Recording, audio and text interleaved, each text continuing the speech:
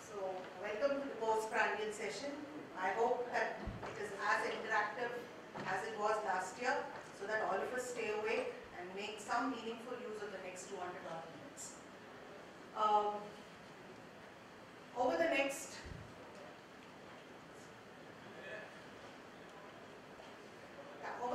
200 minutes or 3 hours or however long it takes, what we're going to try and understand is how a picture is much better than a number.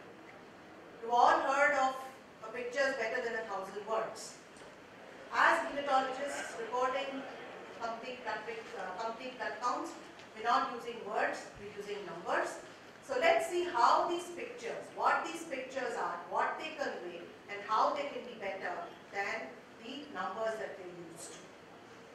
I request you to stop me at any point to ask your doubts, however small or however big they are, and we try and sort it out at that juncture itself. Please don't wait to ask your questions till the end of the session. Now, when I was diagnosed with diabetes and went to meet the nutritionist, this was the kind of sample meal plan that was given. And I really could not understand what I was supposed to eat and what I was not supposed to eat. It said you must have proteins, you must have less of carbohydrates, you must have vitamins, blah, blah, blah. But that was something which I could not comprehend. But when I got something that was a picture, which said that this is what you must eat and this is what you must not eat, I thought we understood it better. Now, for most of us who drive on the highways, imagine if you saw something like this.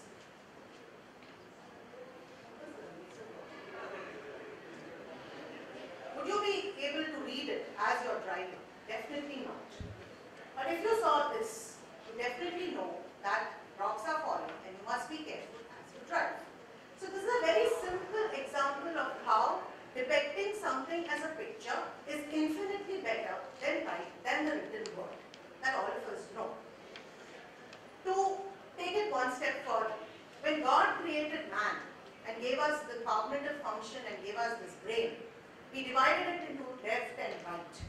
And for a very long time we thought that they were morphologically and functionally the same. But as science progressed, you realize that both morphologically and functionally, the left brain and the right brain are not the same. So the left brain is what helps you be a logical person, helps you do math, and helps you do a whole load of things. Whereas it's your right brain which makes you a Beethoven, which makes you a Chopin, which makes you a Pablo Picasso.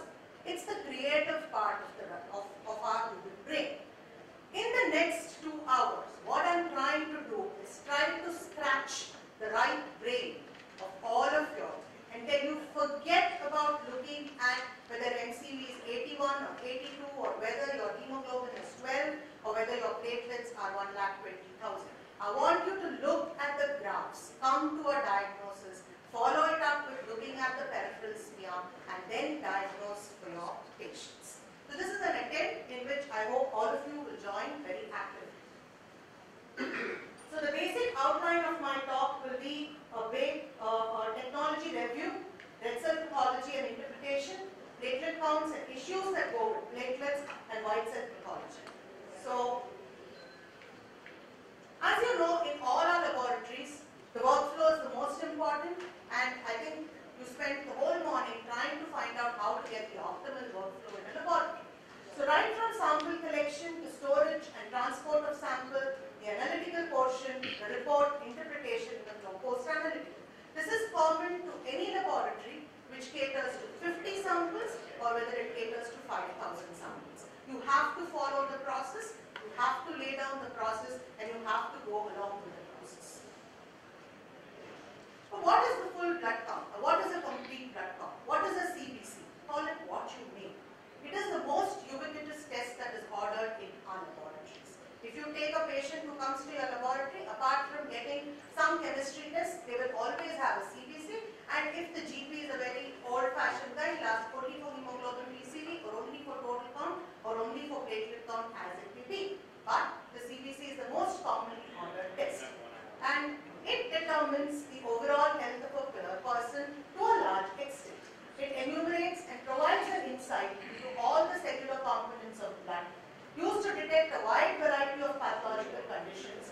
And today, it uses an automated platform to determine counts. Since it is so important, doesn't it mean that we have to spend more time in understanding the various components of a CTC?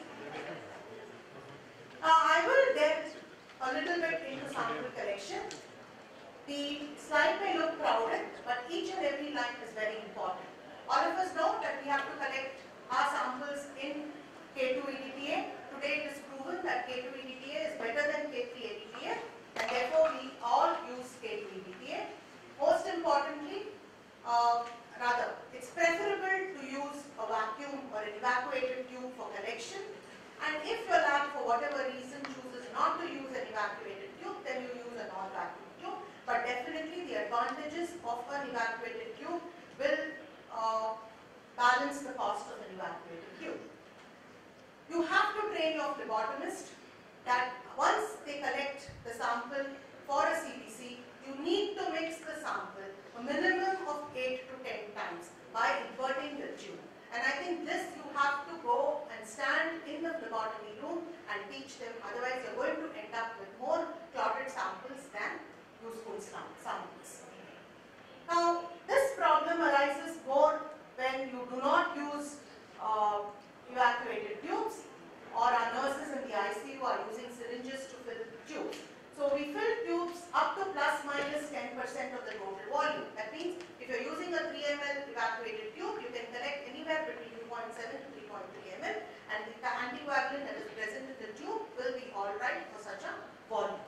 Underfilling of tube and overfilling of tube will lead to issues with sample processing. Underfilling will result in excess of anticoagulant and will lead to low cell counts and PCV, and also morphological changes like shrinking of red cells and staining alterations. Overfilling leads to improper and inadequate mixing and hence platelet clumping. Now, once you've got the tube filled correctly, you've mixed it well, and you have transported it to the laboratory, what happens? Tubes need to be processed on the cell counter within 4 to 6 hours of collection when stored and transported at room temperature. Prolonged storage of samples lead to erroneous results. Prolonged storage at room temperature definitely leads to erroneous results. Peripheral blood films ideally should be made within 2 hours of sample collections, and you will see many labs doing the peripheral blood film at the site of collection and then transporting the film rather than sending the sample and then making the film at the laboratory. When smears are made later, you can find numerous storage artifacts, and this will definitely affect the quality and interpretation of the results. So what happens to white cells when you store them in the tube? When you process it within 1 to 3 hours, there are usually no problems. Greater than 3 to 6 hours, there's swelling, loss of granulation and structure. And when it's more than 6 hours, you get vacuolation of the white cells, disintegration of the cells, and decreased counts. I think each and every one of us must have experienced this at some point in time or the other. What happens when you feed these samples into a cell counter? Neutrophil count will be less, than it actually should have been, because all those neutrophils become degranulated and they will be counted more as lymphocytes or monocytes rather than neutrophils. So you have an erroneous differential count. What happens to the red cells?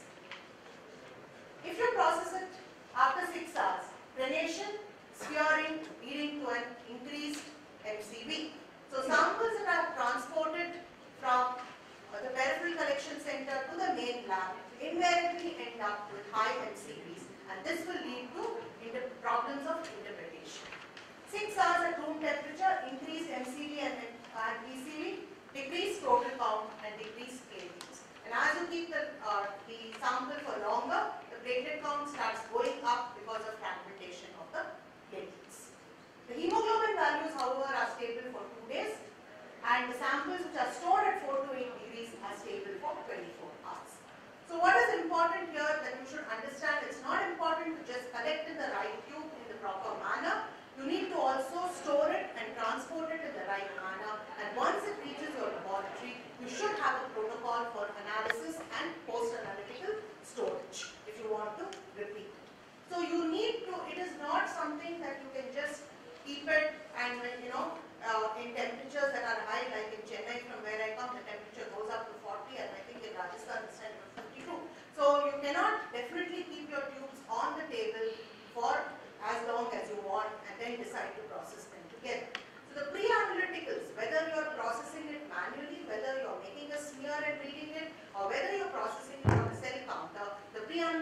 are very, very important, and they play a very huge part in getting proper reports and in giving a good CBC report.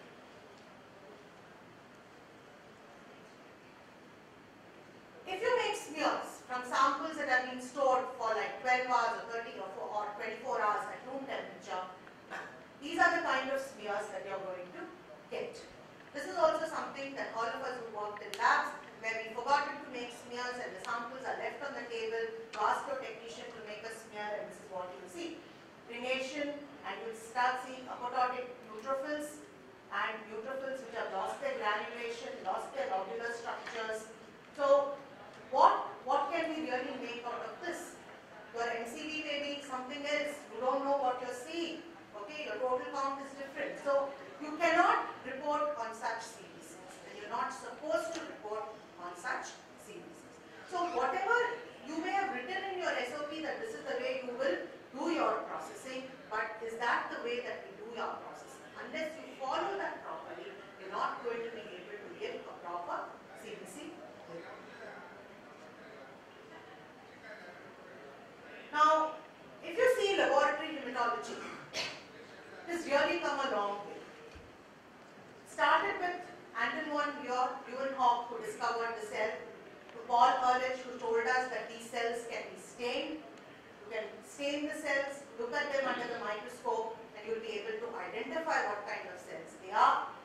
Then you know the Nuber chamber, which was used to count cells, to a 3-part differential, which gave us a basic 18 parameters, 14 to 18 parameters.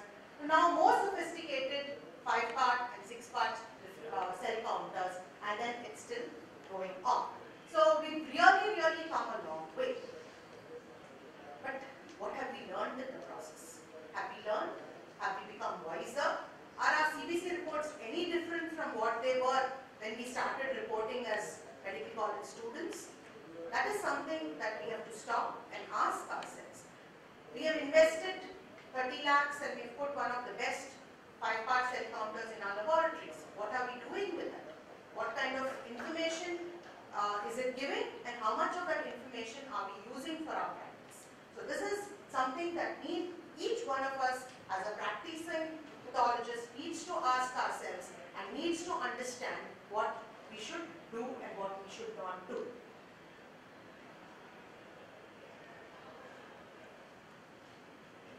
In 1953, when Wallace Coulter patented the Coulter principle, in which he passed fluid through a hole and counted particles, it was a revolution. It was a revolution, it was the shape of things to come. But many of his colleagues, many of his friends and many of his peers said, you can't patent a hole. Well, we know what Coulter did and we know the rest is history. So that was the beginning of the revolution, that was the beginning of the cell counter. Now what are the technologies that are involved? Whatever counter you have in your lab, whether it is a 3-part counter, whether it's a 5-part counter, it's very important for you as the person who's reporting using the results that the counter gives to fully understand the technology behind that machine. Today, as pathologists, we can't say that's not my job. I don't want to understand it. I have a biomedical engineer, he will come and understand it. The purchase guy will understand the sales. I will only report. No, you have lost that. You have to understand the technology to be able to differentiate A machine from B machine from C machine and understand why the costs are different, what are the benefits of each. So you have to know your physics. You have to understand why it happens, what happens, and what are the benefits of each. So don't just sit in your chamber when somebody comes to install a machine. Go stand next to the engineer, ask him a dime a dozen questions, and exactly understand how the instrument functions, so that you as the head of the lab will be able to troubleshoot, will be able to make optimal use of the cell counter or the biochemistry equipment, whatever is put in your lab. So the different technologies that are available today on which the cell counter runs is electronic impedance, optical scatter, and a combination of these.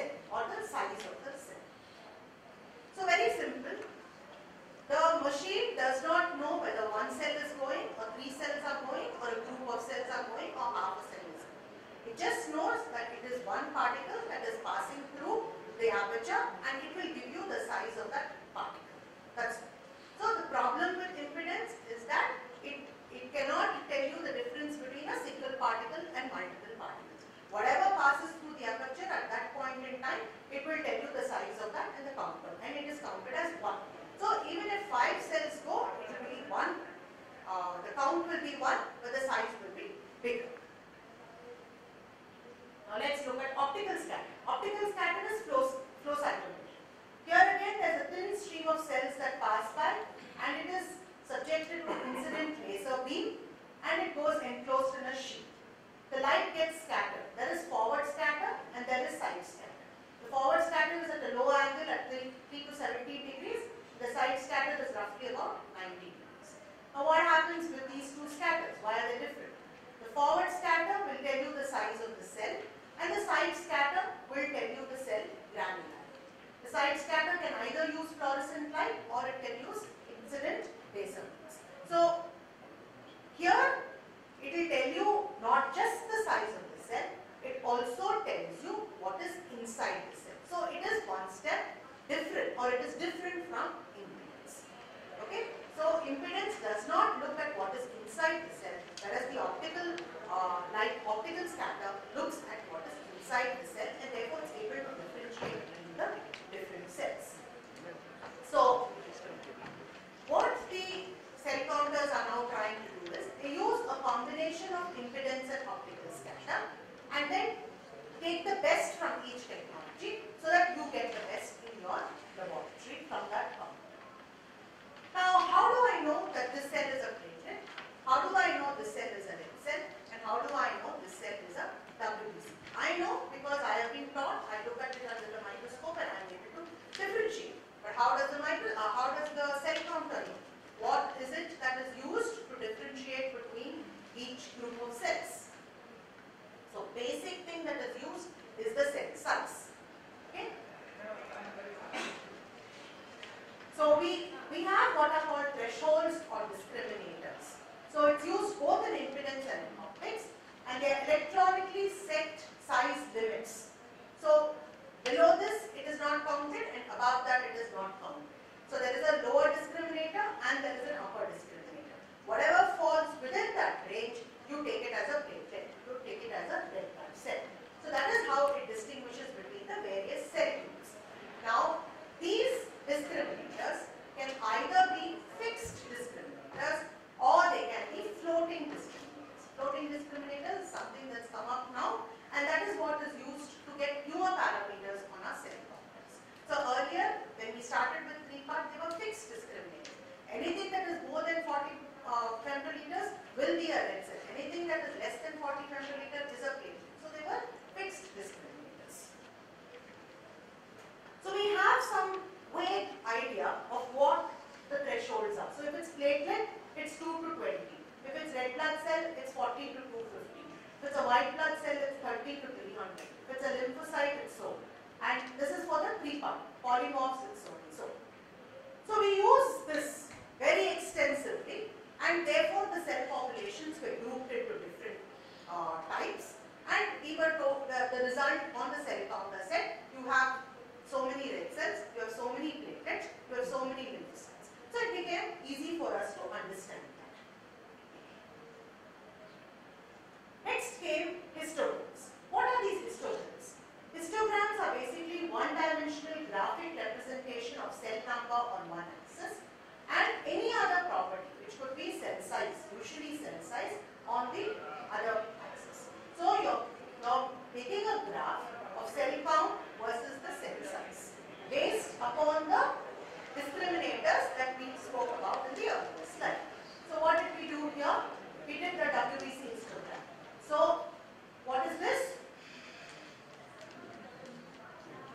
Lymphocytes, neutrophils, and this is the mixed cell population. So this is the count.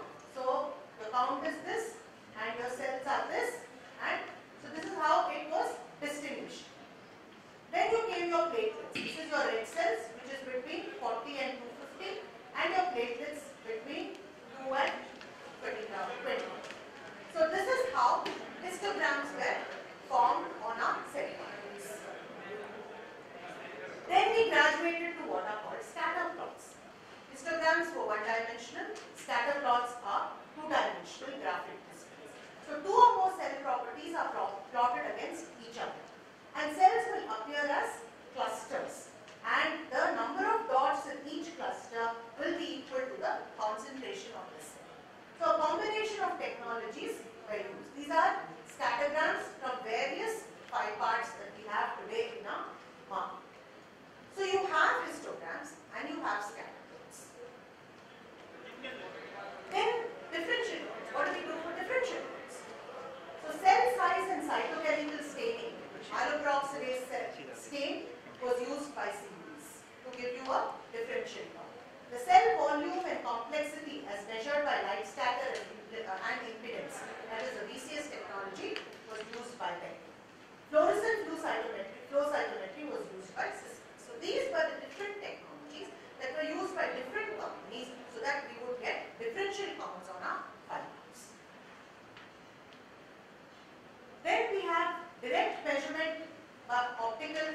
of photometry for hemoglobin. Then you have a lot of derived parameters. Derived parameters are from the computerized analysis of histograms or scatter plots. So you actually had some parameters that were measured by the instrument. They made different graphs.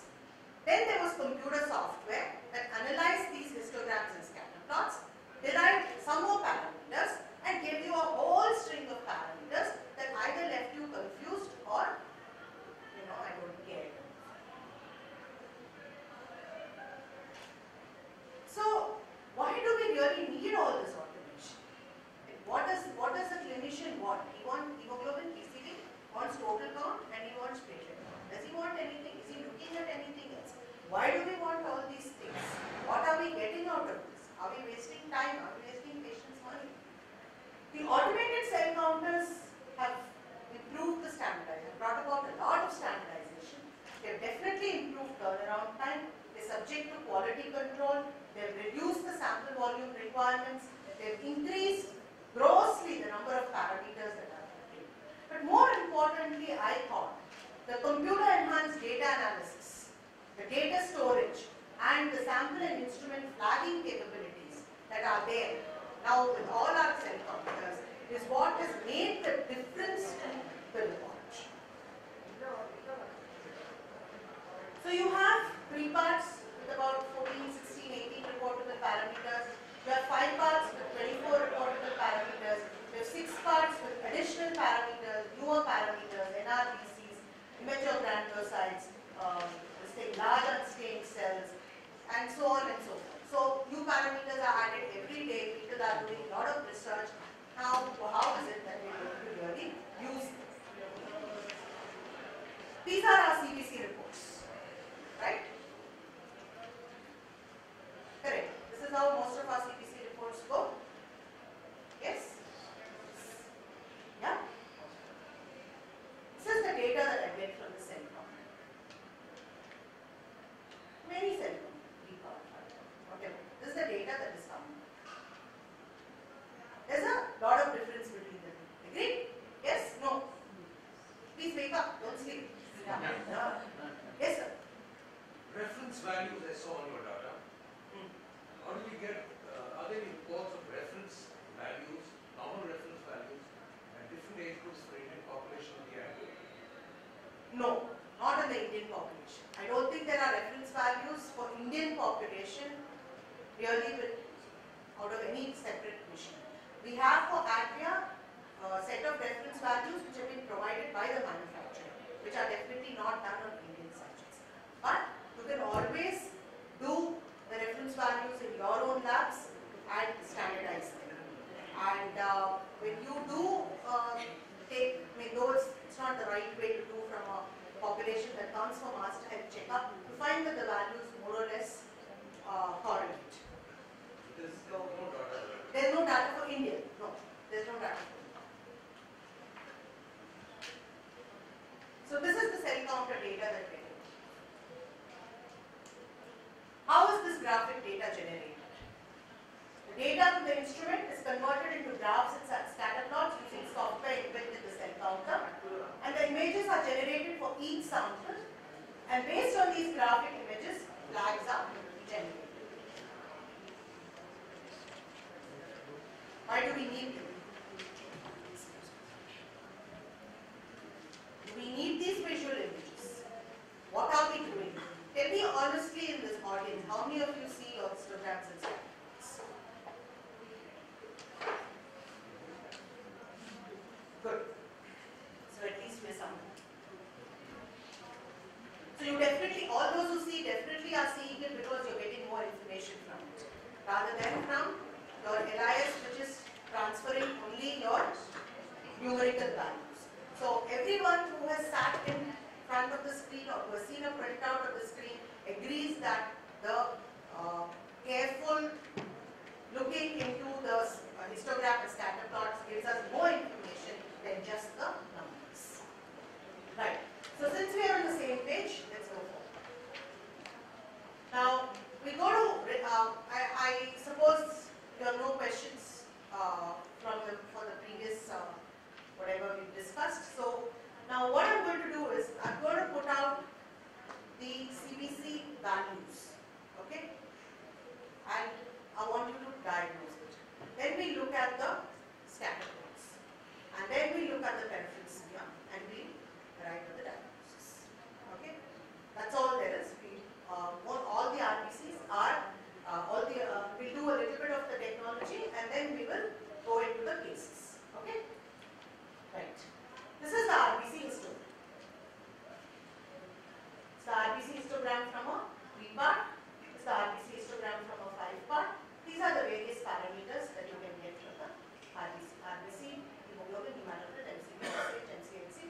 RBW, and a nice neat looking RBC histogram. This is what is available in most of our systems. So particles between, like just to reiterate, particles between 40 and 250 femtoliter are counted as red cells. They are represented as a curve with cell size on the x-axis and the number on the y-axis. So it basically gives you RBC count and MCV. More importantly, your histogram should touch the baseline both on the lower discriminator side and on the upper discriminator side. What happens if it doesn't touch the baseline? It would mean that there are some interfering factors which are preventing it from touching the baseline both on the lower side and on the upper side. So this is your RBC histogram. This is your RBC histogram shifted to the left when there are microcytes, shifted to the right when there are macrocytes. Here it is not touching the baseline. What happens? If it's not touching the baseline on the upper discriminator level, it means there are cells which are larger than RBCs. So what are the cells which are larger than RBCs? It could be nucleated reds, it could be cold agglutinins, or it could be CLL cells. If it does not touch the baseline on the lower discriminator side, it could be large platelets, it could be very small red cells. So when your RBC histogram does not touch the baseline, either in the beginning or at the end, either at the level of the lower discriminator or the upper discriminator, it is enough evidence to say that there are factors in the sample which are interfering with your red cell count, depending on whether it is on the lower side or the upper side. In the lower side, it's the platelets that are interfering, or very small RBCs which are interfering. If it's on the upper side, it is NRBCs or small lymphocytes or agglutinated red cells. So this is a very important point that you can get from your red cell history. Madam, yes. the CLL you mentioned. Yeah. But normally the RBCs are in billions. By the CLL, I guess count will be around 1 lakh. Yeah. 20,000, 1 lakh 30,000. Correct. Correct. Do you think that small number will affect the histogram? If there are too many which are very small, yes, it could affect. I'm saying this is one thing which we can keep in mind. We are not going to look at the RBC histogram alone to diagnose it, because even the WBC histogram will be affected. So, but this is just always we need to think of all the possibilities that are there. We have to exclude them as we go along. What you saw here was just a histogram, which is one dimension. If I were to give you a graph, it shows you how the RBCs are populated. Okay? If I were going to give you a graphic representation of the red cells. Okay, this is the histogram. This is the hemoglobin concentration. But I am showing you a scatter plot of the red cells.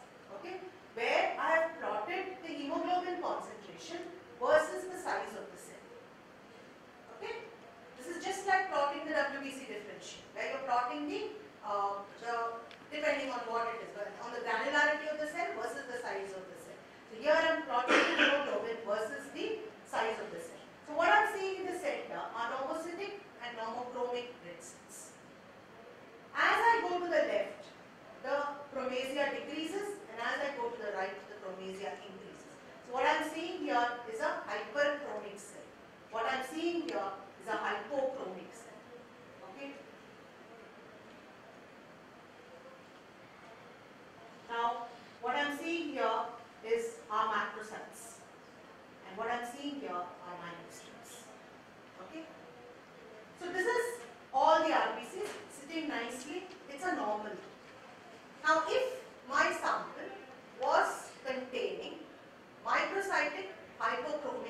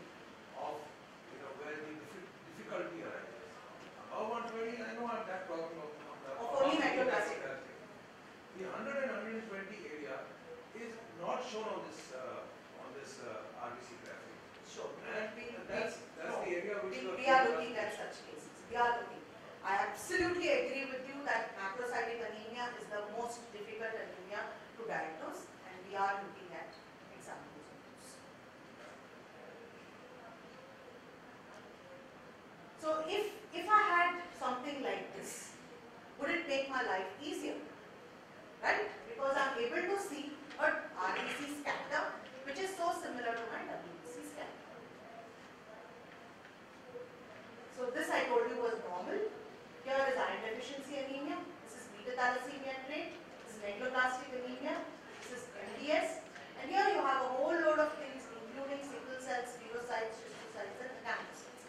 So I have a fair idea when I look at the RBC scatter, what is the kind of pathology I am looking at under the microscope. So I become aware of what I must look under the microscope even before I put my slide under the microscope. Now the red cell parameters, RBC count, MCV, MCH, MCHC, RDW, RBC flags are there for microcytes, hypochromia. What we are also getting now on all our newer cell counters is percentage of hypo, micro, macro and hyper. On the ADVIA, these are available as reportable parameters.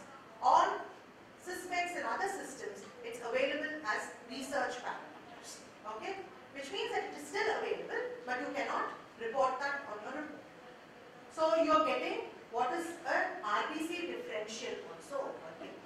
Then you are also getting a value for RBC fragments, RBC cores, and a nice parameter which is the hemoglobin distribution, okay, which is very similar to the RDW, and the HDW tells you what is the amount of anisochromia present, okay, how much of hemoglobin difference is there between one cell to the other cell, and that really gives you a lot of information if we look at it. And of course, when you are doing retics, it gives you a whole load of reticulocyte parameters. So armed with a whole load of information, diagnosing the various RBC pathologies becomes quite easy, okay, rather than just knowing an RBC count and an MCV and a hemoglobin. So this is again a normal one where the various parameters are there. Okay. So let's go on. This is the first case where you have hemoglobin of 4.4, MCV of 60, LCH of 17.3, and MCHC of 25, and RDW of 21.9, and RBC which is low. Other parameters being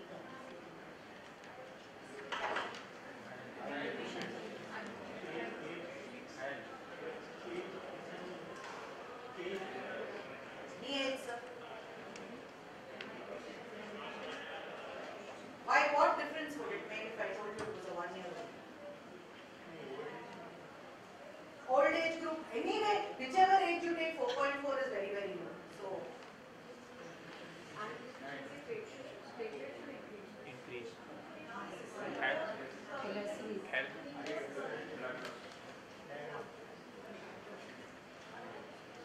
and deficiency.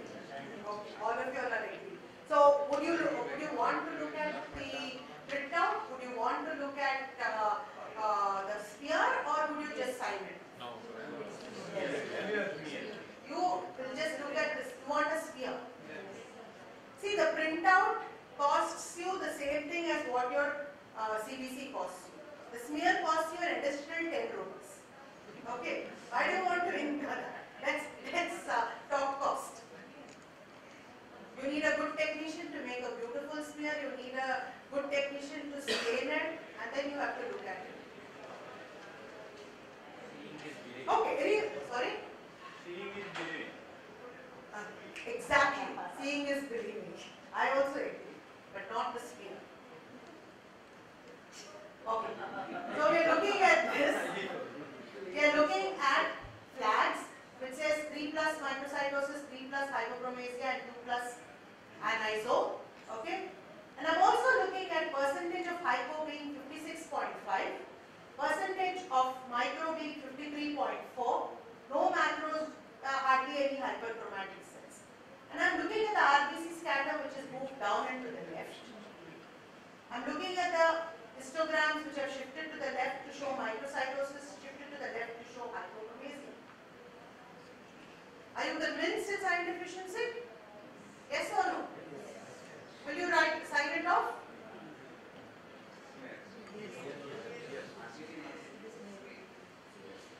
How many of you will sign it off? Nobody.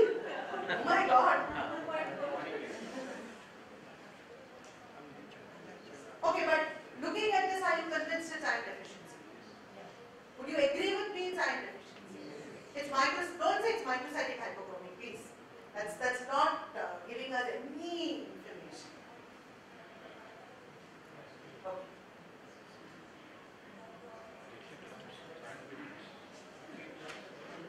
And efficiency? Yes. So, iron efficiency. So, this is one case where you don't have to make this clear. Okay?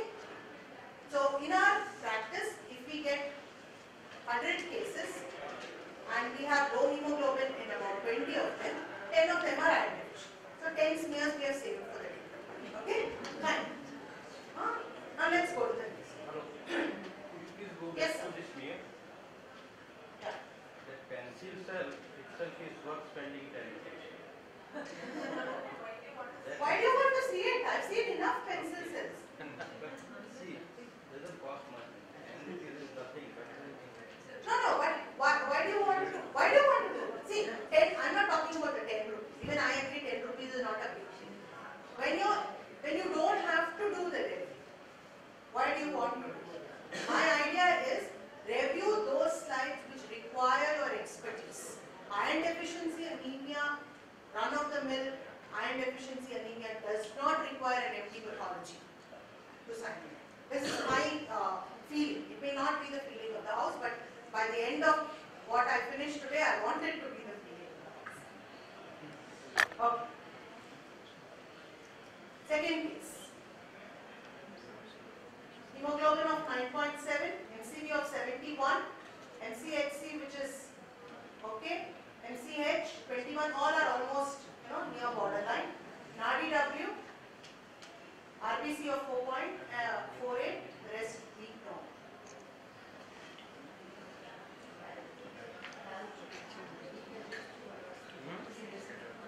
Will this in your NABL bucket list, does it require smear or no smear?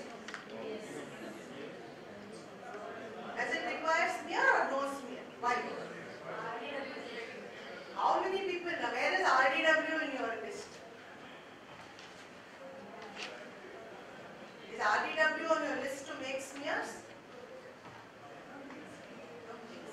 There must be assessors here. Have you seen RDWs on the list to make smears?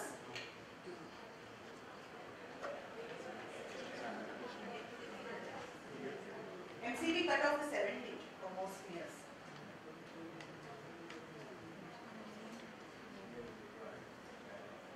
Why sir smears?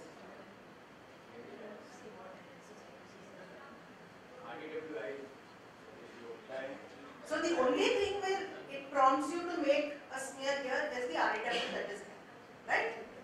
Fine. So if your technician does not look at the RDW, then this will pass off. This will go to the patient, right?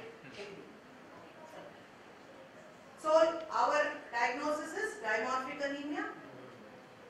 Working diagnosis is dimorphic anemia. What are you seeing? Yes. What are you seeing here? These are the same things that I said. There's microcytosis, there's hypochromasia, and there's anisome. And there's hemoglobin variation.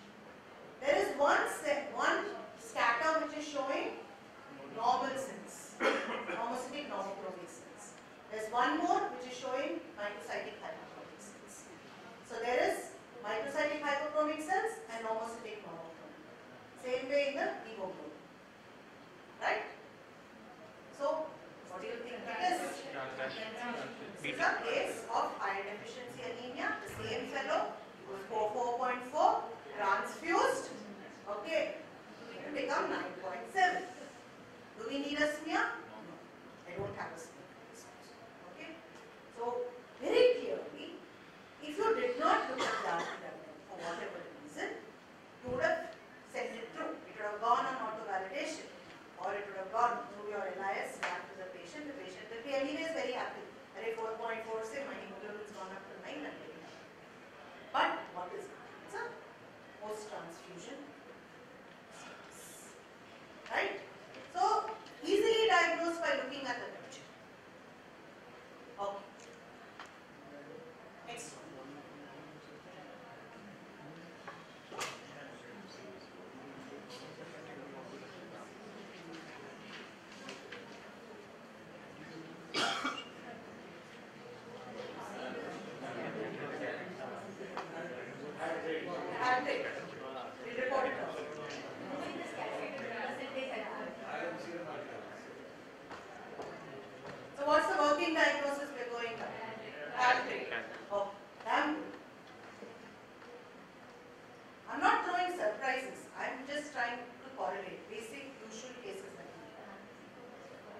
Okay, there was a mistake.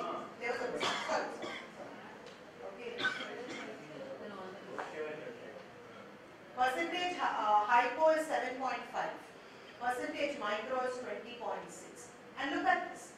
This was here in iron deficiency, right? Now this has just moved down vertically. So there is no hypochromasia, but there is only microcytosis.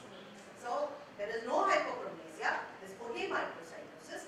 There is of course an increase in RBC count, and you are looking at a beta thalassemia. Okay. Now, here we have a new screening tool to differentiate between iron deficiency anemia and beta thalassemia. Right?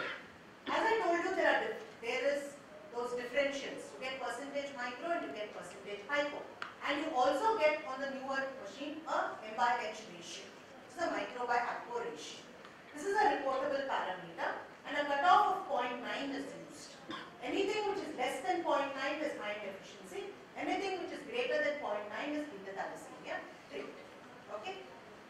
Now the question that you are asking, or which has always been asked, is this is India, madam. We usually have beta thalassemia with iron deficiency anemia. Classic cases of only beta thalassemia and iron deficiency anemia are less compared to a mix. Yes, this is there. Where you don't, this 0.9, less anything which is less than 0.9 is iron deficiency. There is no doubt about it. Anything between 0.9 and 1.8 is a mixed beta thalassemia and iron deficiency, and anything more than 1.8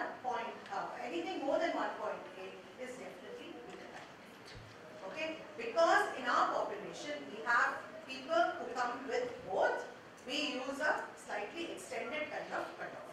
In yes, there are studies. So there is one study which has been done by Chega et al. There is another study which we have done by ourselves, and we have confirmed that this is correct. So we have taken normals, we have taken patients with only iron deficiency anemia proven with low iron, and we have taken beta thalassemia trait with an increased grade 2, and we have taken people who are, in the days. Yeah, Menzer index is useful, but Menzer index comes with its own issues. Compared to most other indices, it is the best index. But Menzer index is calculated every time. Here it comes, here the machine automatically gives it to you as a reportable parameter.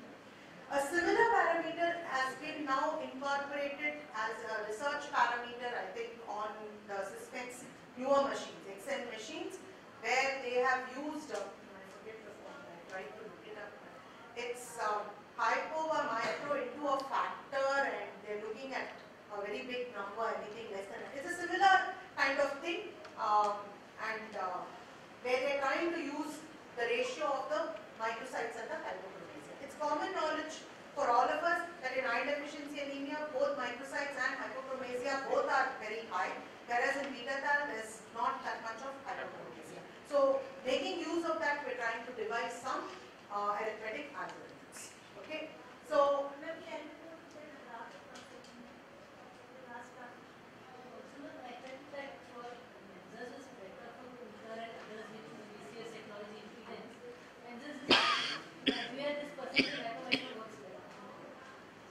yeah, see, benzers we were using before we came across this differential. Now that we have advanced further, we need to use what is more appropriate. Yes. Rather than this RDWCV, some studies have reported that RDWSD is a better criteria. RDWSD has always been reported to be a better criteria compared to RDWCV. But I think by practice we are so used to using RDWCV that I don't think we have incorporated RDWSD into any of our reports or anything. Most of the studies that are done are also based on the CV cutoff. Because I am practicing in Nebraska, where the CV population is Very high. and I came across an article in journal from Jamnagar group, and they have clearly mentioned from that day onwards I changed from RDWCV to RDWSD, and without even looking at the Menzer index or calculating, I can make out most of the patients with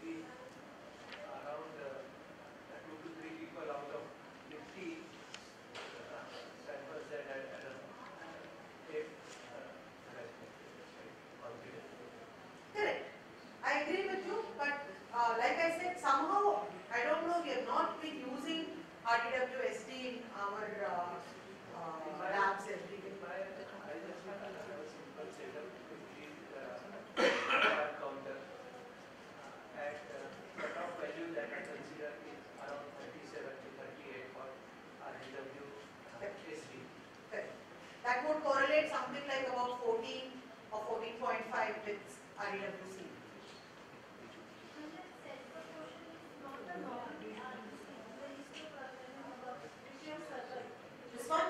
This one? Yeah, this is not normal. This has come down. The normal would have gone up slightly. The normal, I'll show you.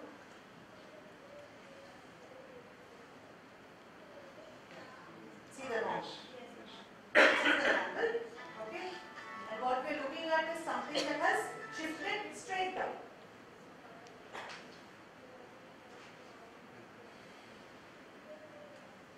Okay. Clear? Anything else? Should we move on? Okay. Next case.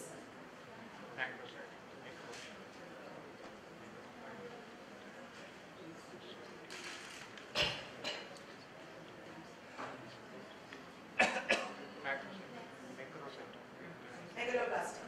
Sure. Macrocyte. Okay. You want to be safe. Okay.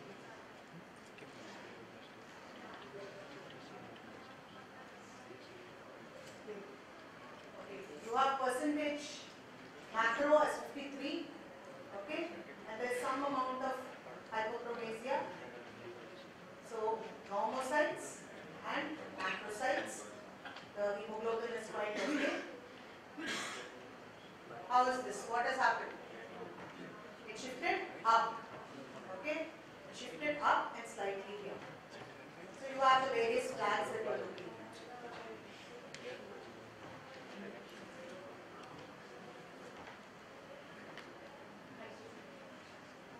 Megaloblastic anemia and deficiency anemia along with megaloblastic. Yes. Which is why you have such a lot of normal population, some amount of microcytosis also. But it's predominantly megaloblastic. So this is one macrocytic anemia which is very simple, where you are finding your whole RBC scatter, which is nice and broad, going upwards. That is why if you see the RDW is high. Okay? Next case.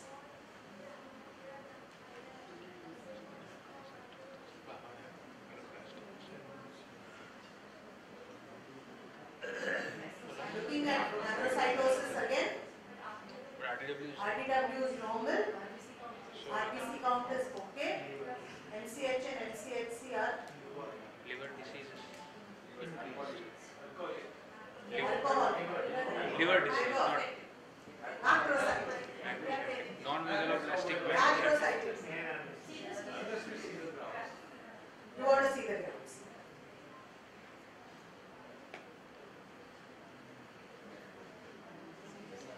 What are this? This is your macrocytes, which is tilted slightly. And what are these? These are some hyperchromic cells. Sir, Ma'am, here this is the one which I want to bring to your attention. Our cutoff is 120 on the graph, but your MCV is 107. Right? Predominantly, your number of your macrocytes are between 105 and 150. It does not flag on this particular scale. how it flags? This is 120 and above. No. Above 100. Above 100. No, it's 120. No. It flags. It flags. So what are you getting here? You've got some amount of macrocytosis and you've got some amount of hyperchromasia. Now what? Okay? Smear is very easy. Think what is macrocytic? Okay, with some amount of hyperchromic cells. spherocytes are there. Okay. Macrocytic spherocytes.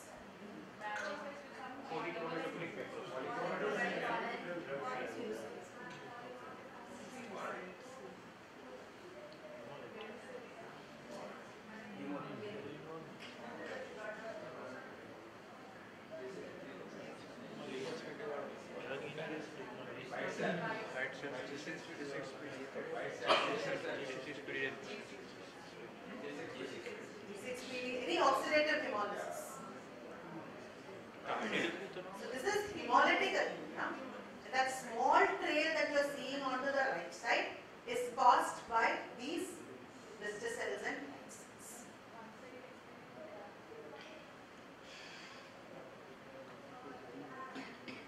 This is what is abnormal. The macrocytes are there. Okay. This is what is abnormal. There is a small tail which is coming onto the hypertrophic cell, and this tail is distinctly caused by these cells which have undergone oxidative hemolysis, which give rise to your white cells and blister cells. Any hemolytic anemia is more often than not a macrocytic anemia because of polychromatosis. Okay, so it's very rarely you find a normocytic anemia which is hemolytic. Okay, so that's one more macrocytic anemia. Next one.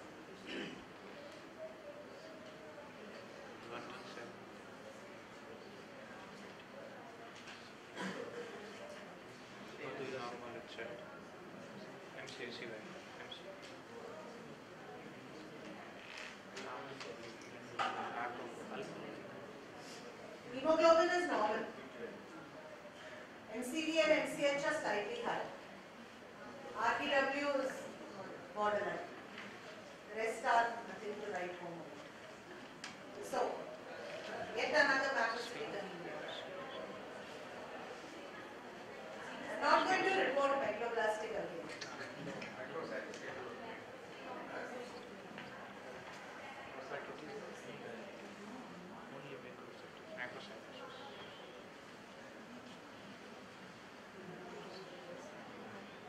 What is this?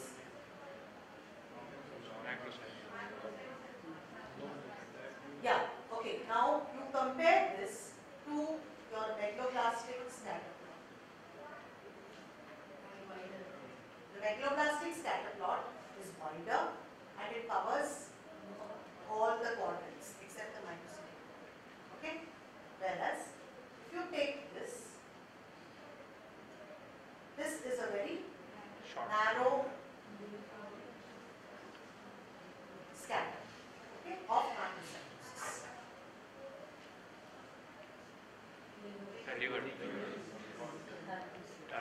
So, what is the parameter that one will be looking at here is your HTW. The HTW is what will define the difference between a macrocytic anemia due to alcoholism and a macrocytic anemia secondary to B12 deficiency. In B12 deficiency, the anisotropia is quite marked, whereas in this it will be very narrow because the HTW is very narrow. So if you have a HTW of 40 or 50 in megaloblastic, here it, sorry? No, the scatters is taken out of somewhere. It doesn't have, yeah, you can see the scatter, doesn't have the values. But here the HTW was only 5. In this the HTW was 5, whereas in megaloblastic the HTW can be anything more than 30. A HTW of more than 3 is abnormal, it flags. On that here, HTW more than 3 flags. So 3, 5, so up to 3 you wouldn't even get a flag. So here you will not get a flag. Exceed variation. It's an exceed variation. Okay, so this was alcoholic liver disease. Now you would tell me it's easier to look at the smear or take a history. You look at targets and macros, it's easier to diagnose. But I will say when it's uncomplicated and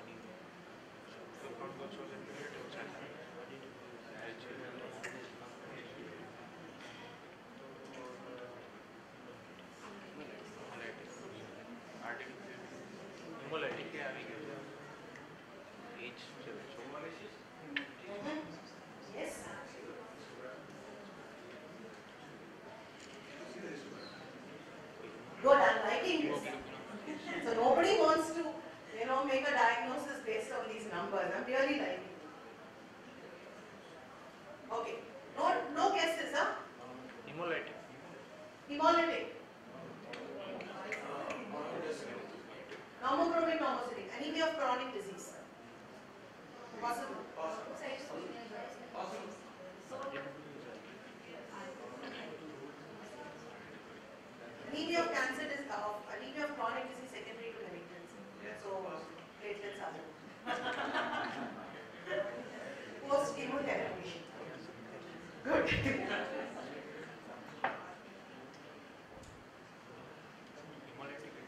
Now what? What are you seeing? Platelets are low, somebody said. Okay? You see NRBCs. NRBCs are here. NRBCs are here. 8.4 NRBCs you see. You see the scatter, which is all over the place. It has spherocytes. Hyperchromic cells are 22.4. Macrocytes are 28.3. With RBC fragments, which will be here, of 0.08. So any fragmentation syndrome. So we are looking at DIC, microangiopathic hemolytic anemia, call it, yes sir? Microangiopathic hemolytic anemia. So we were right with the hemolytic anemia. By looking at the scatter, we also tried to find out the etiology of the hemolytic anemia. Okay? So you see how each scatter is looking different. That's what I want to emphasize over here. All are macrocytic anemias, but each scatter is looking different compared to the other scatter. Each scatter has a definitive diagnosis. So this is probably DIC, okay, with plenty of spherocytes, macrocytes, and NRBCs over here, and RBC fragments. Right? Yes?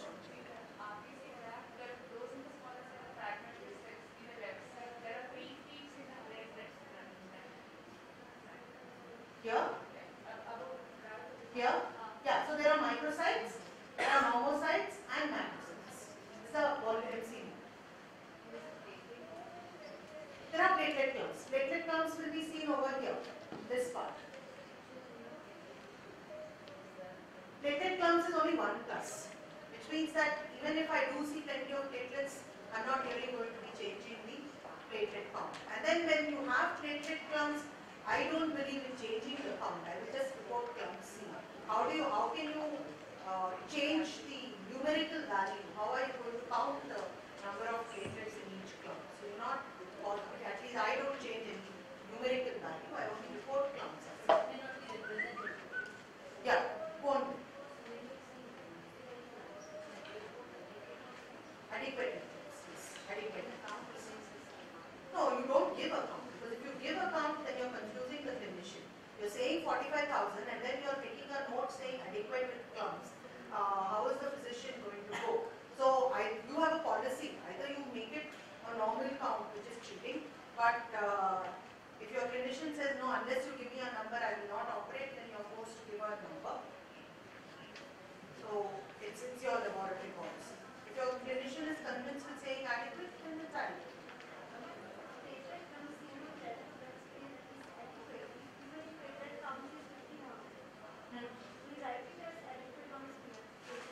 Yeah, but if you give 50,000, what is a clinician supposed to go by?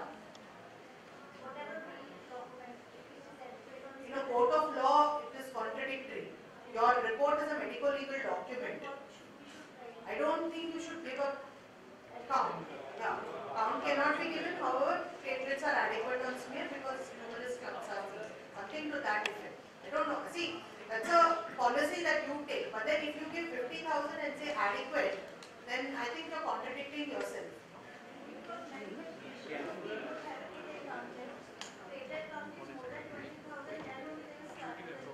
Correct. In 20,000 is not adequate, so it is thrombocytopenia. See, again, it's your experience which holds there. You know if it is more than 1,50,000, how many clumps will be there in this year. And if it is only 20 to 40,000, how many clumps will be there? This is out of practice that you gain. You can't say that if your platelet count is 20,000, you will have 2 clumps if your of 2 platelets each. How? Because there is no definition for a clump. Okay, it's not that 10 platelets and more form a clump. Even if 2 platelets or 3 platelets are together, it is a clump. So you have to decide what is adequate and what is inadequate. Or you have to. Can we correct platelet count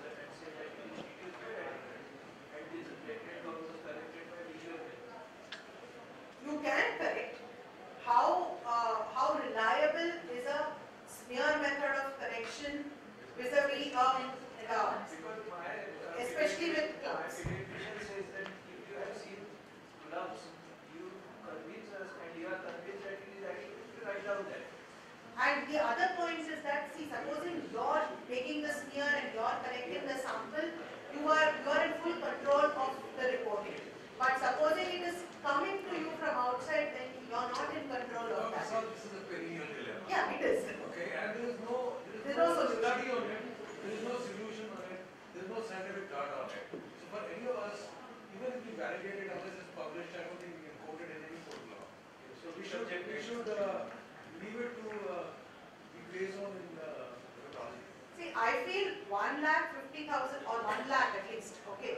If it's anything less than 1 lakh, I don't think we should use the word adequate at all.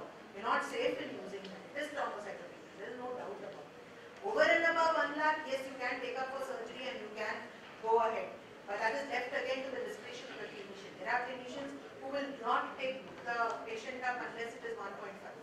So it is again depending upon the kind of practice that we do. But like he said, there is no study to say that we can do this and we can do that. And how we can change the counts is really a matter of debate. How your counting on smear and my counting on smear, there is a world of difference. What my registrar will count and what I will count itself, there will be difference in one lab. And the smear maker, the staining. And there you see. So I think it's sorry?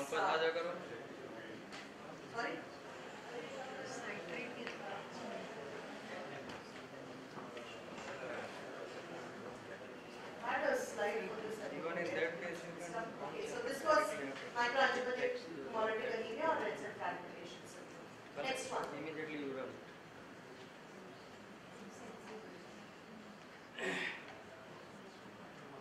Hemoglobin is normal. HCV is borderline.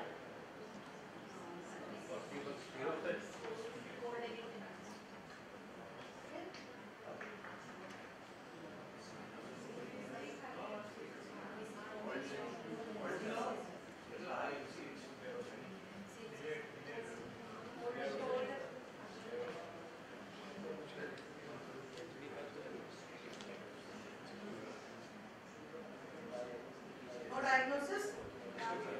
Histogram. So what are we seeing? You're seeing one normal RBC population here, another population over here. A small population here with majority of the red cells being normal. Okay? So this is RBC axis or folded. Similar picture here, but it's quite evident.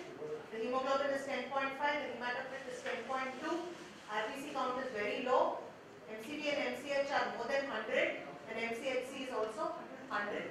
So this doesn't correlate at all. This is classic cold agglutinin. You don't even, it is, people would have put it in their autosampler, it goes and gets fed. Otherwise, if you look at the tube, you would have found the clumps sitting on the sides of the tube and you wouldn't process it. So this is a classic case of cold agglutination or autoimmune hemolytic anemia.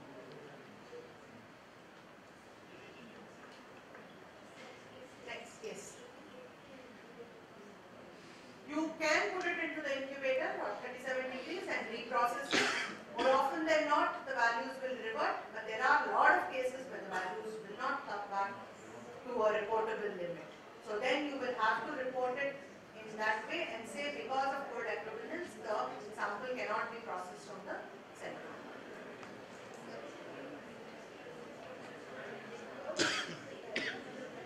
Yeah, for blood grouping is always a problem in such cases, so you give the least incompatible blood transfusion. No, there will be hemolysis. There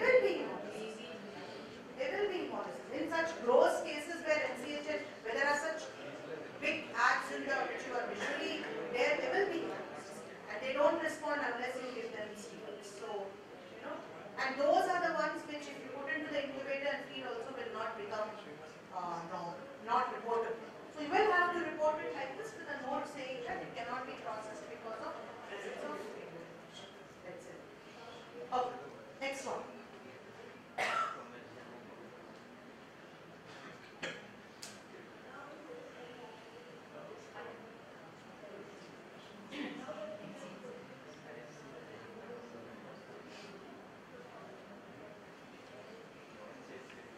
NCNC anyway. That's how we would report it.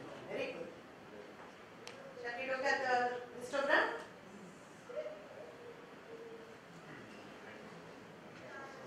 Yes. What are you finding? Hyper 3+.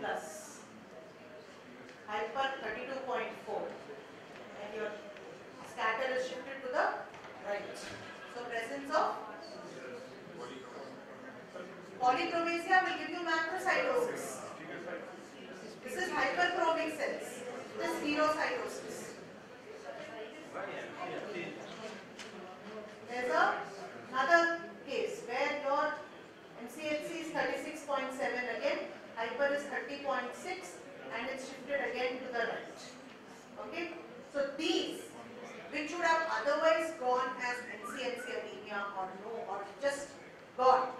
Okay? Many of the cases of hereditary spherocytosis are missed because we do not look at the histograms, because we do not look earlier at the peripheral space. Lots of cases we have missed of where it is subtle hereditary spherocytosis. If it's very, very marked with hemolysis, or if it is, where almost 70% of the cells are spherocytes, that is very easy. Anybody can pick it. MCHC will be very high. Where is the MCHC? Want that? Which one? Yeah. It is exactly what I am trying to tell you. If the number of spherocytes are small, why would the MCHC go up high? For the MCHC to go up very high, the number of spherocytes in the sample should also be very high. Okay, but hereditary spherocytosis does not have a cutoff value for spherocytes. No, it doesn't say if you have more than 50% only it is hereditary spherocytosis or spherocytosis for that matter. If you find more than 10% spherocytes, you have to say there are spherocytes. You can't neglect the fact that there are spherocytes. So if you have a patient who has been transfused, you want to look at the mother, you want to look at the parents. There are pediatricians who send parents, please look and see whether there is hereditary spherocytosis. So we are missing subtle cases of spherocytosis because we are not looking at the roots. Sorry. Which one? Yeah. HC variation is a variation in the hemoglobin. That means you have hypochromic cells, normochromic cells and hyper. You have a mixed population. You have a mixed population. So we are looking at RBC differentials. We are seeing percentage of microcytes, we are seeing percentage of macrocytes, we are seeing percentage of hypochromic cells and percentage of macrocytes. We are also seeing a numerical value for fragments and host cells. Because of this differential, the confidence limit to report all the RBC pathologies increases grossly. And these correlate so well with the RBC scattergrams that you see, and therefore, by looking at those pictures, you will be able to say what you are going to see on the smear.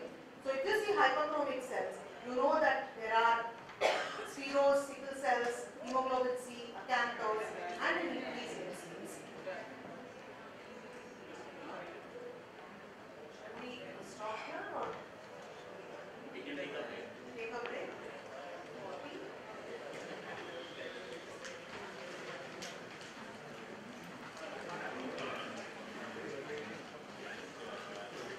Break for 10 minutes for tea.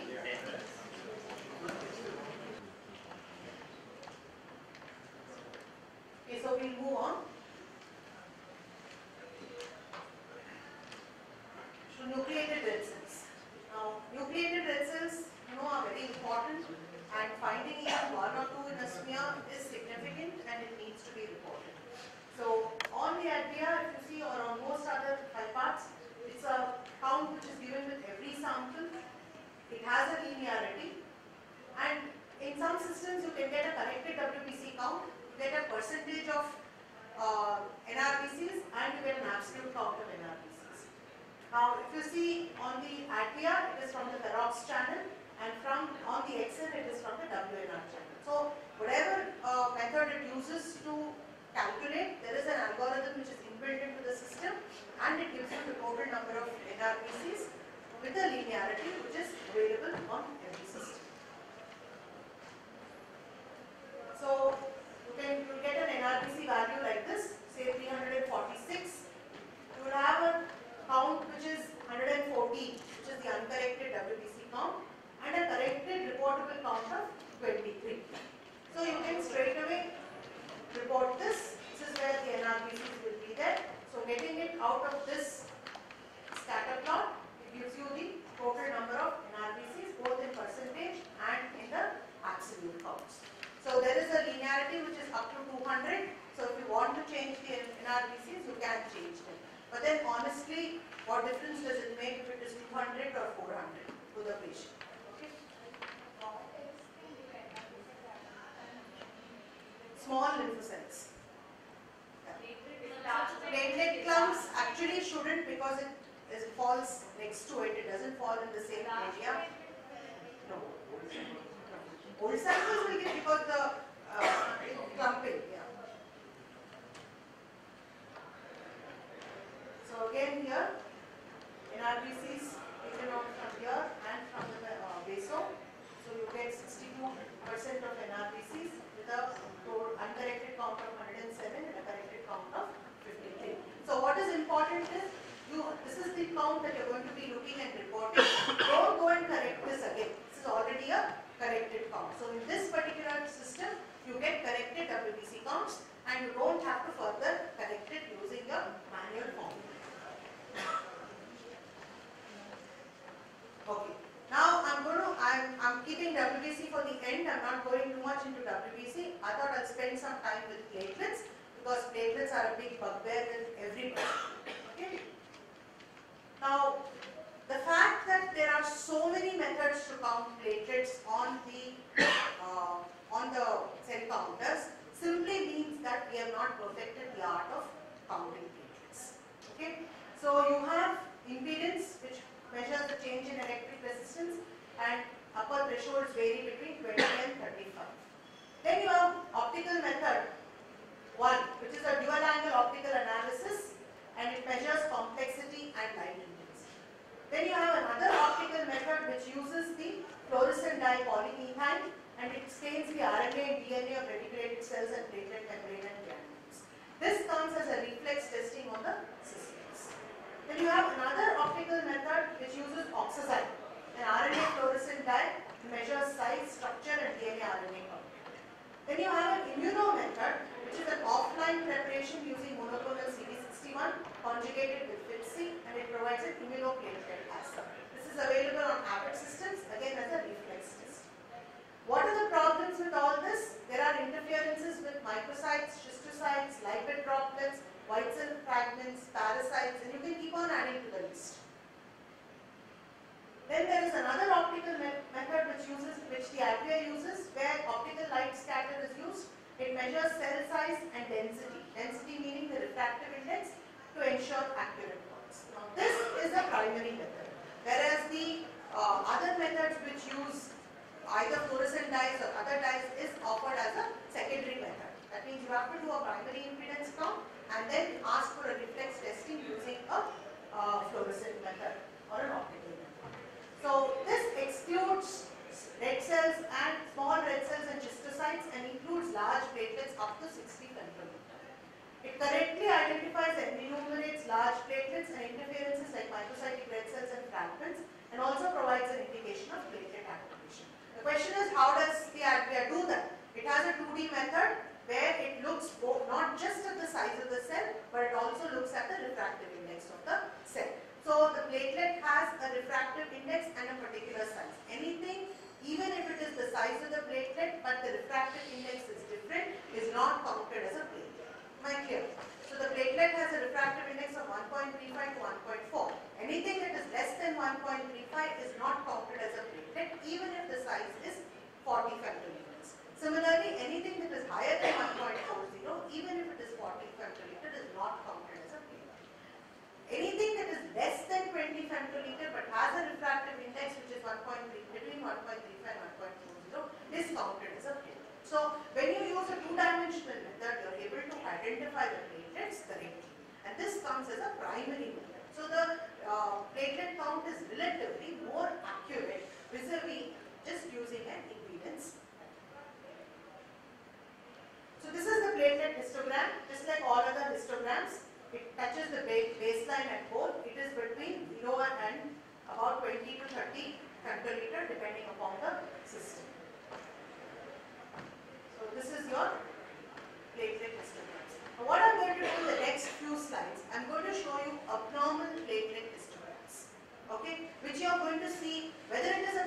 differential or whether it's a 5-part differential, you're going to see these abnormal platelet histograms very, very often, and you're going to try and tell me why you think that this platelet histogram is abnormal. Okay? Yeah. What do you think here is the cause? So, we can read and then tell you, but then you try and analyze it. I'm not been able to analyze. Platelet clumps. Most important, two things that strike you over here. One is it does not touch the baseline in the upper discriminator.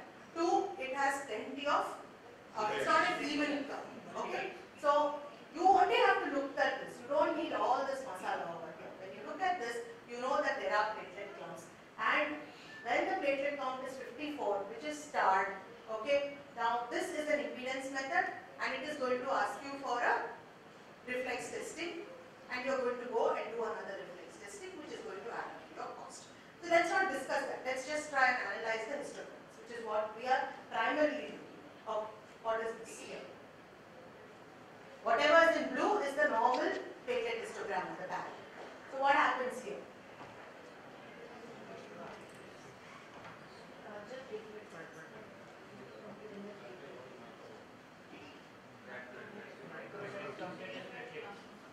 Yeah, so there is an uneven distribution of platelets. There are large platelets and there are small platelets.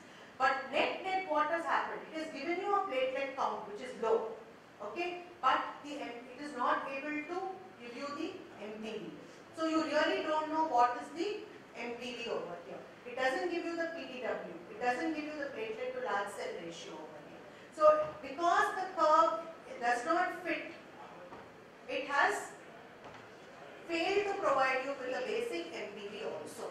So you know that the platelets are not distributed properly. So what is the message that is telling you? It's telling you interference with giant platelets, rerun the sample using platelet F or platelet O. Okay? So here you don't get a primary MPV, and you know that when you are reporting platelets, an MPV is very, very important. Okay? You are looking at the MPV to find out whether the platelets are of normal size and shape or whether there is any anisocytosis of platelets. Next. What happens? Basically, platelets are slightly low. It is not touching the baseline. So what do you think is the cause? Why is it large platelets? Look at this. What are you seeing in the RBC histogram? Correlate. Look at all the pictures. Don't be blind. There's a gross shift to the left. So you're seeing severe microcytosis over here. So could the microcytes be interfering with this platelet histogram? So here you're seeing an RBC histogram which is shifting to the left because of microcytosis, and these microcytes interfering with the platelet histogram, which is because of which the platelet histogram is not touching the baseline of the upper discriminator cell. Okay? Next one.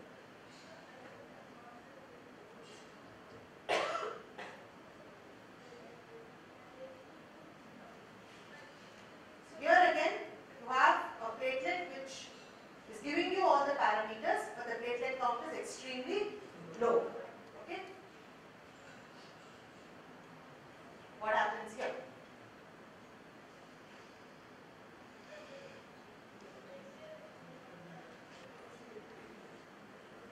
Here actually the WBC cytogram is also not normal. There is one abnormal fluorescent cell cluster over here, which is actually malaria. Okay, so it is because of this abnormal scattergram that the platelet is also abnormally distributed. There is no MPV, there is no PLCR, nothing. So the problem with impedance technology is if the platelets are abnormally distributed and the curve is not properly aligned, it fails to give you an MPV. And when it doesn't give you an MPV, you really don't know what kind of platelets you are looking under, and you have to make a attempt to look at it. So coming to the interfering factors, microcytes, large platelets, fragments, acanthos, white cell fragments, lipid droplets, parasites, clump platelets, microclots, and I'm sure all of you can add more than this. This is just what came into my head. I'm sure that this is long, and this is a problem that we are facing every day with no real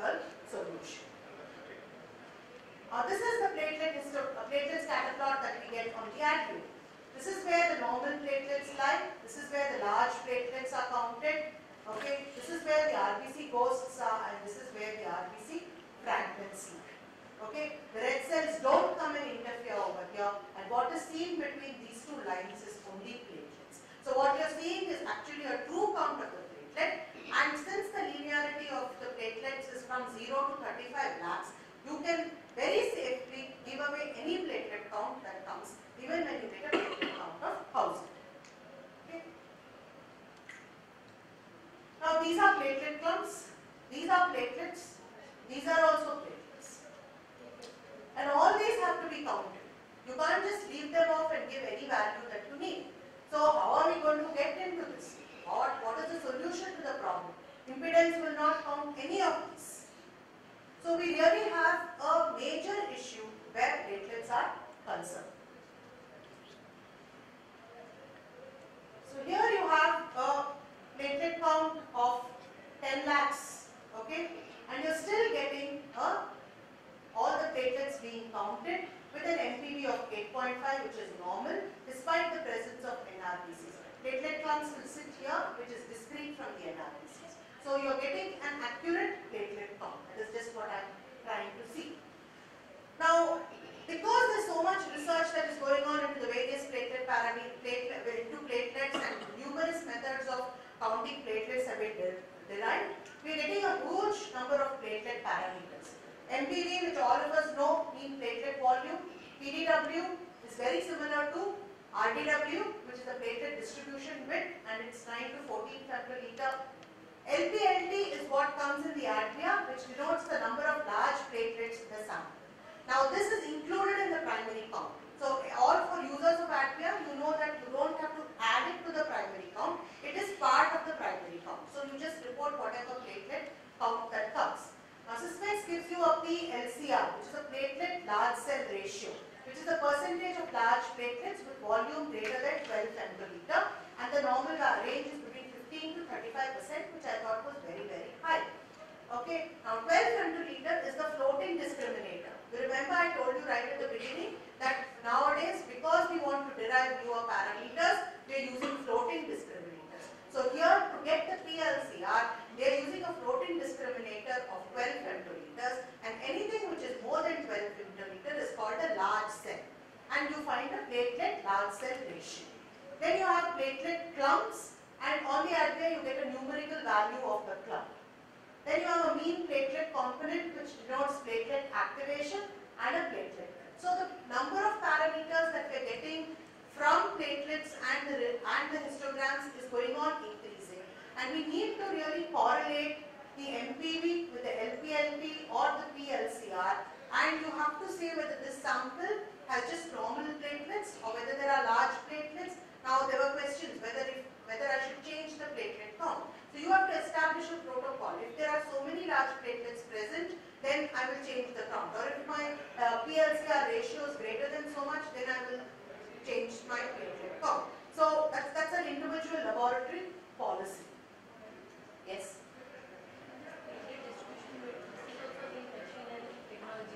Yes, yes, yes. Platelet clump count, what does it actually include? Is it the number of platelets in that clump, or what exactly? It includes the number of clumps that are present, and it will tell you only if there are more than 300 clumps. That's all. So, or 150 clumps. If it's more than 150 clumps, it will tell you. Otherwise, you cannot say, okay, there are so many clumps and I will add it to my platelet. So it doesn't work. It just gives you an indication that it's highly clumped. It's, there are just few clumps are there, or there is a moderate number of clumps. That's all. And it tells you that there are clumps, which is a lot of information that you get. Now, this is normal platelet count. Okay, low platelet count. Looking at the platelet histogram, why is the platelet count low? What are the interfering factors? Now, there's a lot of buzz in the market about immature platelet fraction. Okay, and especially with the monsoons in Mumbai around the corner, and the mosquitoes increasing and dengue creeping in, everybody is going to be talking only about the IPF. What is IPF basically? IPF is an immature platelet fraction, and it only tells you that there are immature or reticulated platelets in the sample, which means that your bone marrow is producing platelets and throwing it out into the periphery, and this is what you're seeing. And we all know that these immature platelets which are there are larger than normal platelets that are present. So their size will be greater than 12 femtoliters. Therefore, they are large platelets. Okay, that is all is the significance of the immature. So if you look at the Sysmex, this is your, if you process a sample on the retic mode, then using the fluorescence dye, this is your platelets, and what is seen here is the immature platelet fraction. They have established a reference range of 1.1 to 6.1%. So much is the normal. Anything more than that means that there are immature platelets in the sample.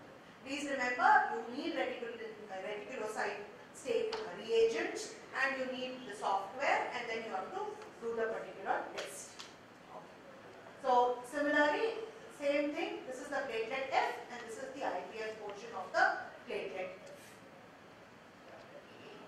Now this is identified, like I said, by flow cytometry with the help of a nucleic acid specific dye in the retic or optical platelet channel. These are reticulated platelets with a reference range. So if the IPF is increased, what does it mean? It only is an early predictor of platelet recovery following either transplantation or infection, and it increases 1 or 2 days earlier than the total platelet count. So before you see your increase in the platelet count, your IPF will go up. A decreased IPF would be a depressed bone marrow. It just tells you whether the bone marrow is, or the megakaryocytic activity is basically, an idea of the megakaryocytic activity is given by the IPF. Is there any other parameter? Now, how much does the IPF cost? You have to run the same sample at least twice, and you also have to invest into the software and the retic reagents. Now, what are large platelets? Large platelets are platelets with an MPV greater than 12 femtoliter. It's available on the adjacent systems, and it's included in the primary run for every sample. The platelet count is inclusive of LPLP, like I told you. Now what I want to show you is that when you look at the platelet parameters, large platelet 40 into 10 to the power 3. Platelet count is 206 into 10 to the power 3. So this 40 is included in this 206, and this is the platelet count that you will give out. See, when you correlate, the MPV is 14.3, which is higher than normal. So for a larger MPV, you're seeing a larger number of large platelets, and the platelet count is okay. And it's also showing you large platelet repeats. Now what we did was, we did a study of about 53 patients in one tertiary hospital. 52 patients, one sample was clotted, where we found the platelet count ranged from 36,000 to 8,71,000. And the MPV ranged from 8.3 to 22.7 femtoliters, and the LPLT ranged from 1 to 39. What we were just trying to see is whether LPLT correlates with the immature platelets. This is what we were trying to see. We included parameters like platelet count, MPV, LPLT, and we added on to our sheet an LPLT percentage, which is LPLT by platelet count into 100. We derived a percentage of the large platelets. And wherever appropriate, we looked at the sphenes. What we found was, in all cases, irrespective of platelet count, if the MPV is greater than 12 femtoliter, the LPLT is greater than 7, and the LPLT percentage is greater than 9, the peripheral blood film shows presence of reticulated platelets. Okay? So if you use this criteria as a cutoff for your patients, then you know that if the MPV is greater than 12 and the LPLT is greater than 7, and you derive a percentage which is greater than 9%, you are going to see immature platelets in this patient. So what we know, the cohort is very small. We know we need to work more to find out. But what we are trying to see is, using whatever data is available when you first feed the sample, can we monitor a patient who is thrombocytopenic? That was the whole idea, and we think we are quite capable of monitoring the patients who are thrombocytopenic.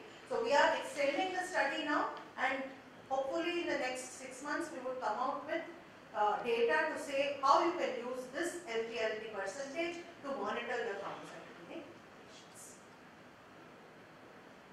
So what I think is, when you're histogram and scattergram, correlate with the MPV and the LPLT count or the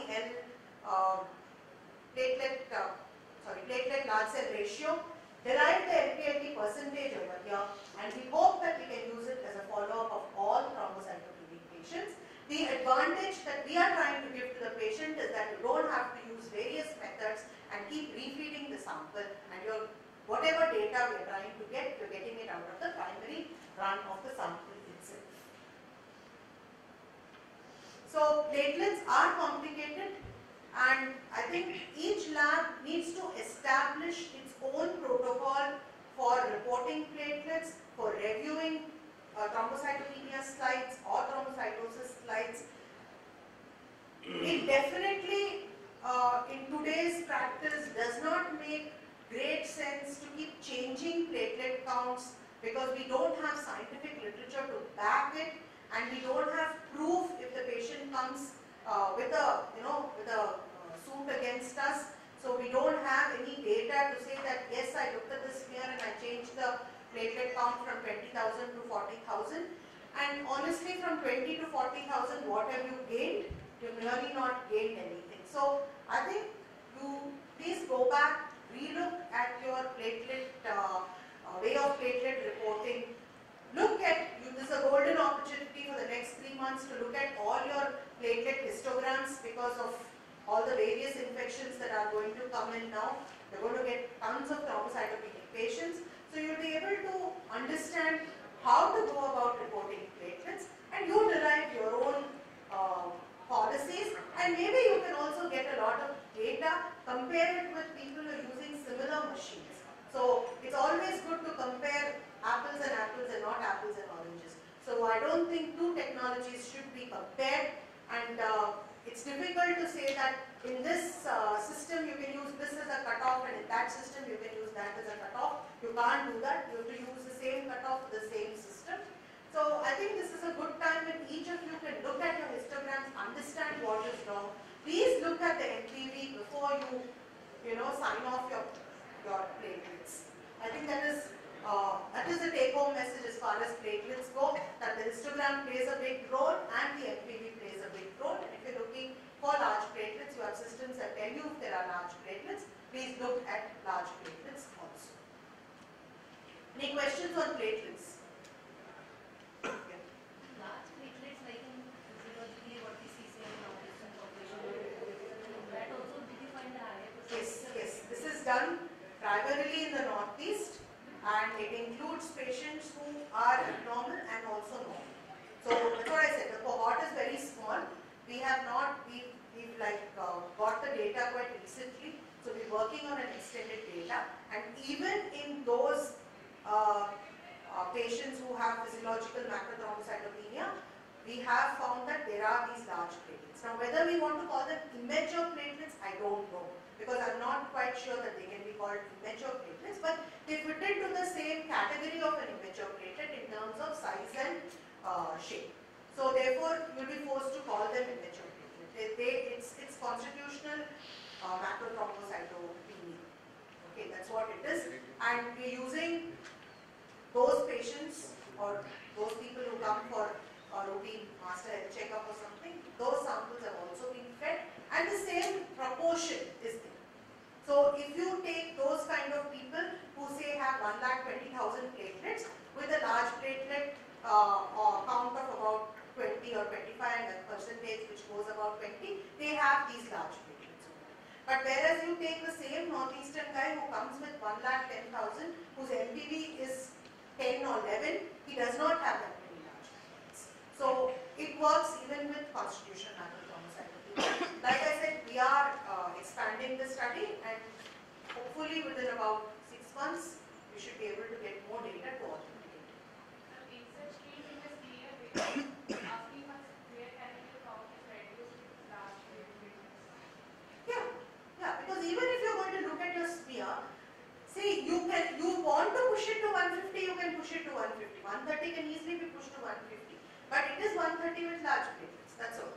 So I think you should be graceful enough and say it's 130 with large platelets. And if it is some Das or somebody like that, everybody knows those guys have a low platelet count, but they don't read on the table. So you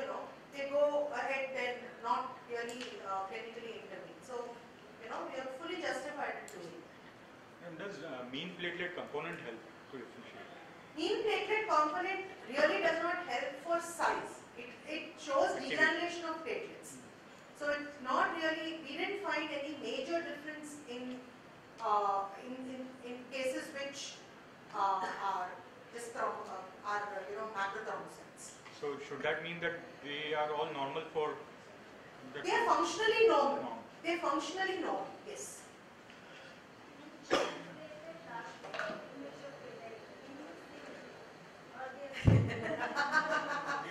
I was hoping you won't ask this.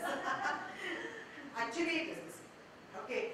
See, there's no real definition, but what we've been taught, and it's like going on that I think giant platelet is something that is just larger than a normal platelet. And what is that? Yeah, yeah. And an immature platelet is one in which you see, which is reticulating. So you'll be able to make out the difference. In your normal platelets, you can't make out the granules very well. But in an immature platelet, it is larger and you can make out the nice reticulations inside. Those giant platelets also you can make out, unless it is, one of those great platelets or something like that, you will not be able to see. But yes. Low platelet of around 40-50,000 and NPV of more than 12. Okay. To interpret, because we are getting quite a few such. Yeah. So if there are no platelet clumps, okay, without clumps, then I really don't think that platelet count is going to really make a really change. So you will give it out saying with large platelets. So which means that the bone marrow is pushing out platelets. The bone marrow is pushing out platelets, so don't transfuse. But ultimately it is the question of whether I should transfuse or not transfuse.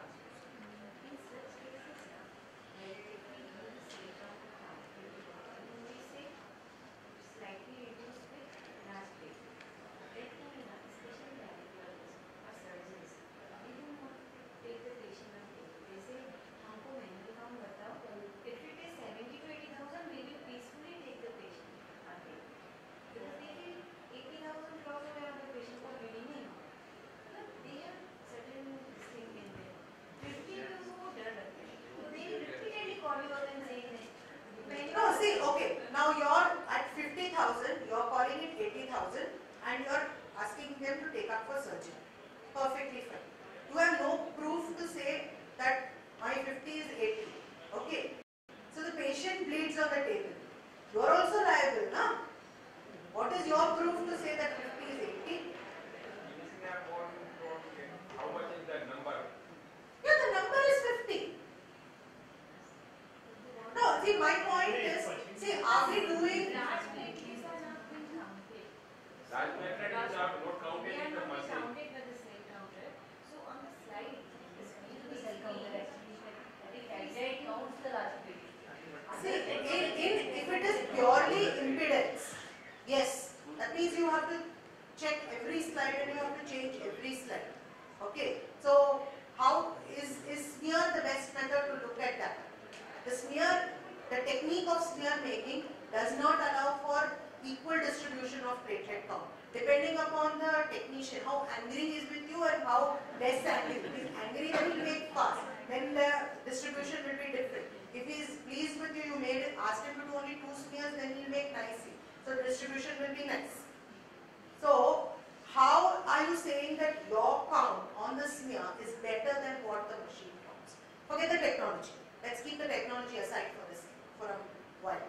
If you are doing a Nuber counter chamber or you are doing a CD61 count on the flow cytometer, I would agree that your manual counting is better.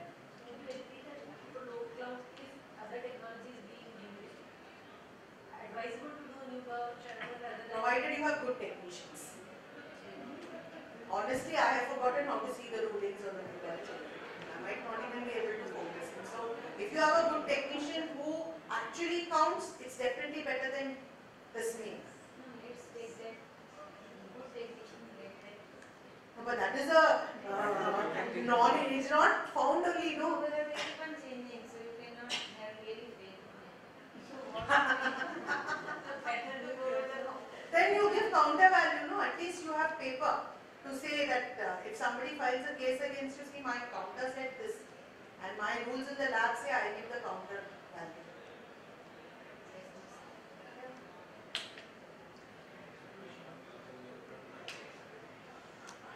Obviously you've run controls and it's calibrated, it's a given. That is, there are criteria, no? If I have so many samples in the lab, then I run so many times. If I have so many samples in the lab. So there are laid down criteria which I follow. And I also do retake samples. So because if I don't have enough money to run my controls 3 times, I'm fully justified in running retake samples.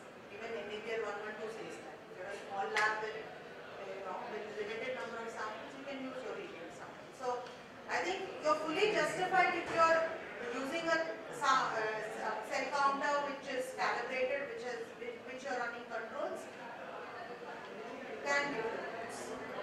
Again, like I said, it's a gray area with all of us can keep debating. I don't think we'll have an answer. Ultimately, each one of us does what he or she feels like. Of course, counter can be wrong. That's why we still have jobs. If counter was right all the time, all of us will be unemployed.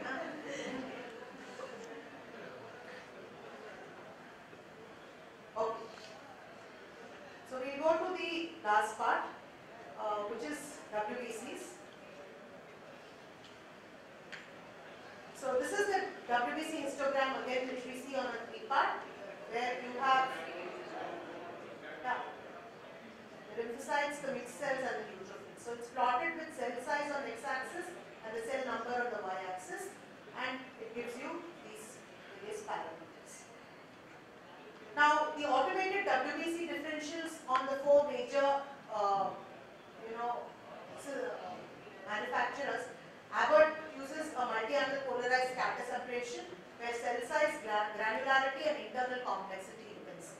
Beckman-Coulter uses the BCS, where cell size, internal characters, and granules can be assessed. Sysmex uses flow cytometry with fluorescence and radiofrequency direct current, where you have a forward scatter, a side scatter, and a fluorescent side scatter. Siemens uses flow cytometry with cytochemistry, where it employs the malperoxidase stain for cell scatter and staining. So these are the various technologies that are used to get a WBC differential. Okay? So what you're getting with what is not there in the 3-part and what is there in the 5-part is the WBC differential primarily. So because this technology is not available on the 3-part. So using this technology, you are getting various scatter plots. Okay, this is what you get from a Beckman, this is what you get from an Advia, and this is what you get from a Sysmex. So this various scatters you will be able to get. Now, most important thing is you buy a 5-part. Okay. Now, you need to know how the normal cells fall on your scatter. Okay. Only when you know that, you will be able to understand or pick up where the abnormal scatter is present. So, as your technician who sits in front of the machine, as a doctor who's reporting, or as the head of the lab who's, looking at the machine at least occasionally, you need to know how your scatter plot is. Okay. For that, my suggestion is take a printout of the scatter plot and stick it next to the machine. At least then every day the technician will look at it. Okay. So then he will be able to pick up the abnormals. Unless you look at normals all through, you will not be able to pick up abnormals. Your eye should be able to pick up. It should become a spinal response. It should not really be a cerebral response. These are the scatter plots on the Excel, where it basically, there are various channels and it shows you the neutrophils, the Ig, the left shift over here, the eosinophils, monocytes. These are the abnormal lymphocytes, blasts, which all come here. And then they have something called atypical, abnormal, whatever. So depending upon the size of the cells. But basically, if you see, these are the lymphocytes, monocytes, and here you have the neutrophils and the eosinophils. Okay? So this at least we should know. Then you should know where the immature-granulocytes will be, where the blasts will be, and where the NRBCs will be. So these are the various channels where you have the various, this will be where primarily for the basophil count and the platelet counts. Okay. So once you know this, once it sits in your head, you will be able to pick up the abnormals very easily. Now this is the atria, this is the basochamber, and this is the perox chamber. So if you see the perox, based on the staining of myeloperoxidase, this is where the neutrophils and the myelocytes in the band forms. These are the monocytes, these are the eosinophils, and here will be the lymphocytes, large and the large unstained cells. These are the lymphocytes and these are the large unstained cells. This is the NRBCs, and here you have the platelets. Similarly, this is where the basophil will be. This is where the polymorphonuclear cells are. These are the mononuclear cells, and these are the blasts. So based upon where the cells fall on the scattergram, you will be getting the flags for Ig, for left shift, for blast suspect, for atypical lymphocytes, for presence of lymphocytosis. All these various things are based on the position of the scatter of cells, or cell cluster on a scattergram. Okay. Now for the scattergram to fall correctly where it's supposed to fall, you should have a calibrated instrument. Which means you should look after the instrument properly, but you should also run your controls. If your control differential is correct, sorry, only then it means that your rest of the things will also fall correctly. Now instead of this cell falling here, if it falls here, it will be counted as an eosinophil instead of a neutrophil. And when you look at this smear, you will find 76% eosinophils, 76% neutrophils, whereas your machine would have reported 76% eosinophils. Okay, so all this position is actually fixed, okay, into the software, and depending in each sample where the cells go and sit, you will get the different differential counts, and you will get the different flags. Okay. Now you have, apart from this, if you take the atria, you have an additional large unstained cell. A large unstained cell is a very important cell. The unstained referring to myeloperoxidase. That means these are cells which are not stained by myeloperoxidase. So they are myeloperoxidase negative cells, which could be reactive lymphocytes or myelocytes, could be MPO negative blasts, lymphoma cells, plasma cells. So it's very important, and the manufacturer tells us that if a ACC is greater than 3.5, you need a slide review. Atria users will have derived their own cutoffs in their own labs depending upon the kind of samples they process.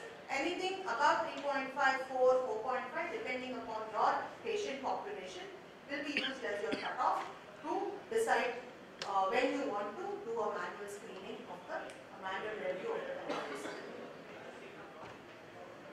Now this is not actually, I don't have a diagnosis for this. What I wanted to put here was, this is the kind of data that you will get if you're looking at a case of leukemia or you're looking at a case of atypical lymphocytosis. Based on this, I don't think we can really come to any conclusion. It will have atypical, query blast, query left shift, IG. What is the difference between left shift and IG? It's a question that many people ask. What is left shift and what is IG? Are they interchangeable? Are they the same? What does it signify? What is left shift signify? All of you report left shift. All of you see a left shift flag on the sphere. Do you review all cases which show left shift?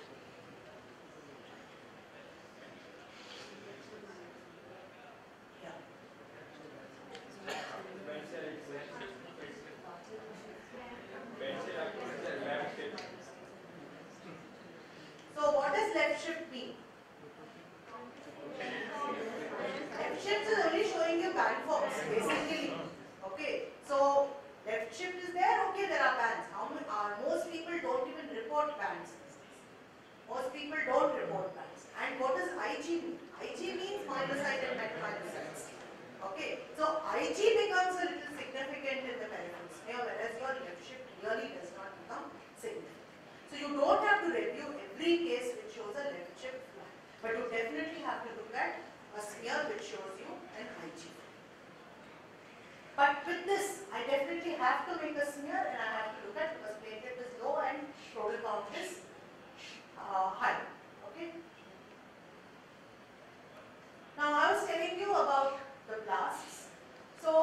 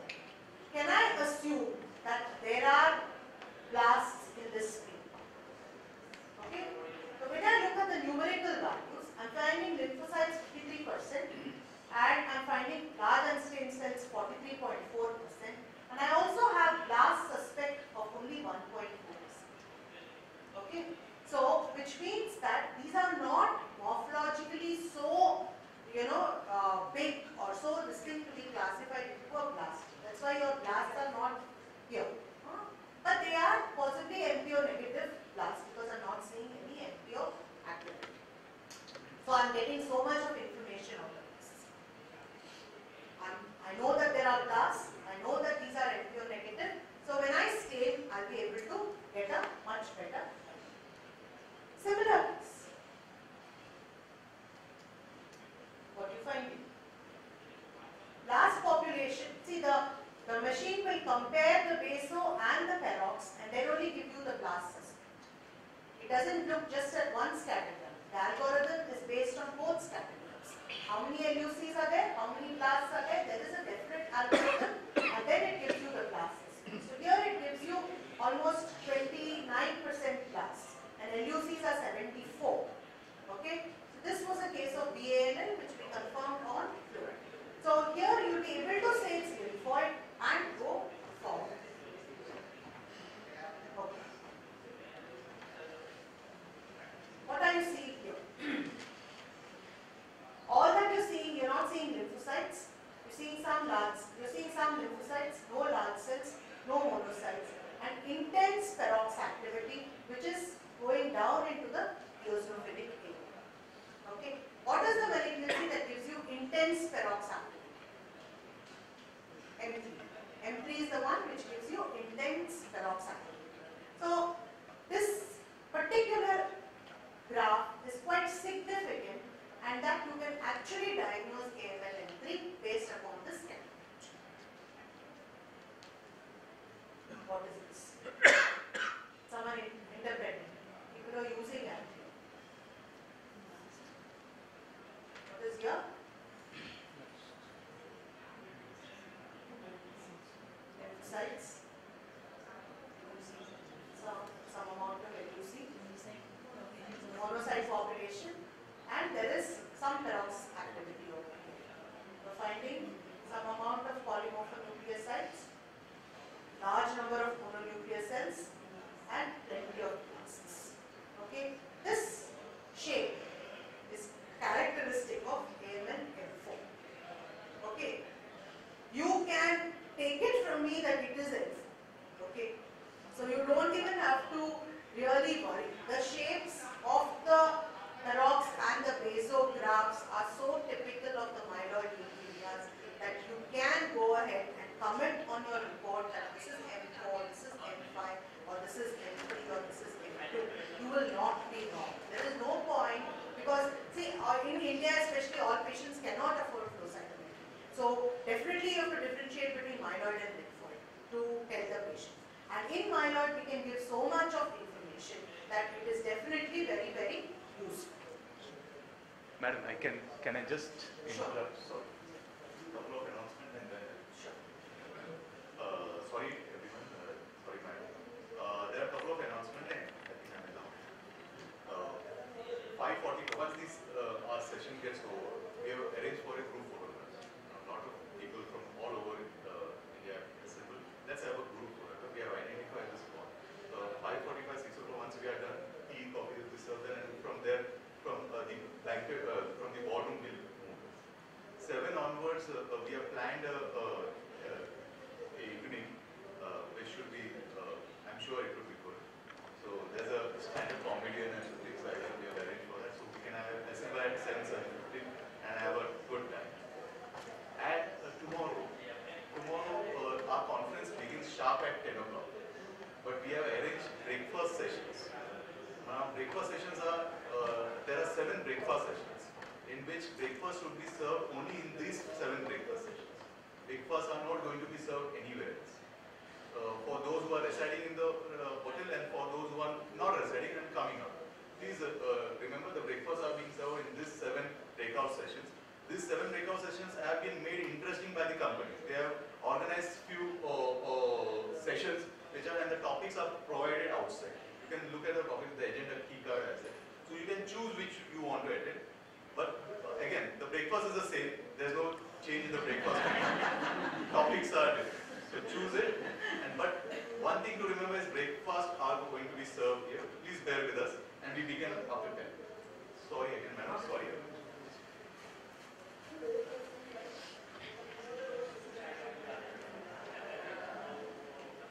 Okay, so I've told you how the patterns of M3 are, I've told you how the pattern of M4 is, how the pattern of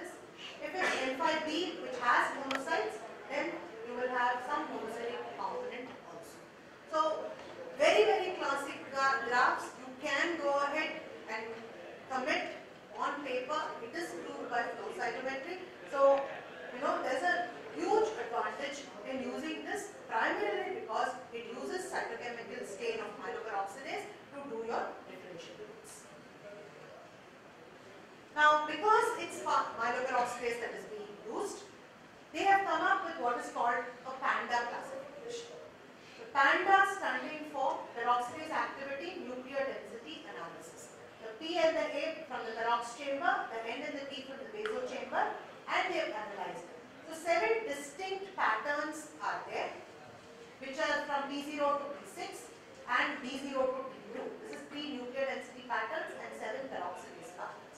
Now using a combination of this, various diagnoses have been proposed. So my suggestion is to those that are using the Appi platform, please contact your salespeople or your support people. Ask them to give you the templates of Panda.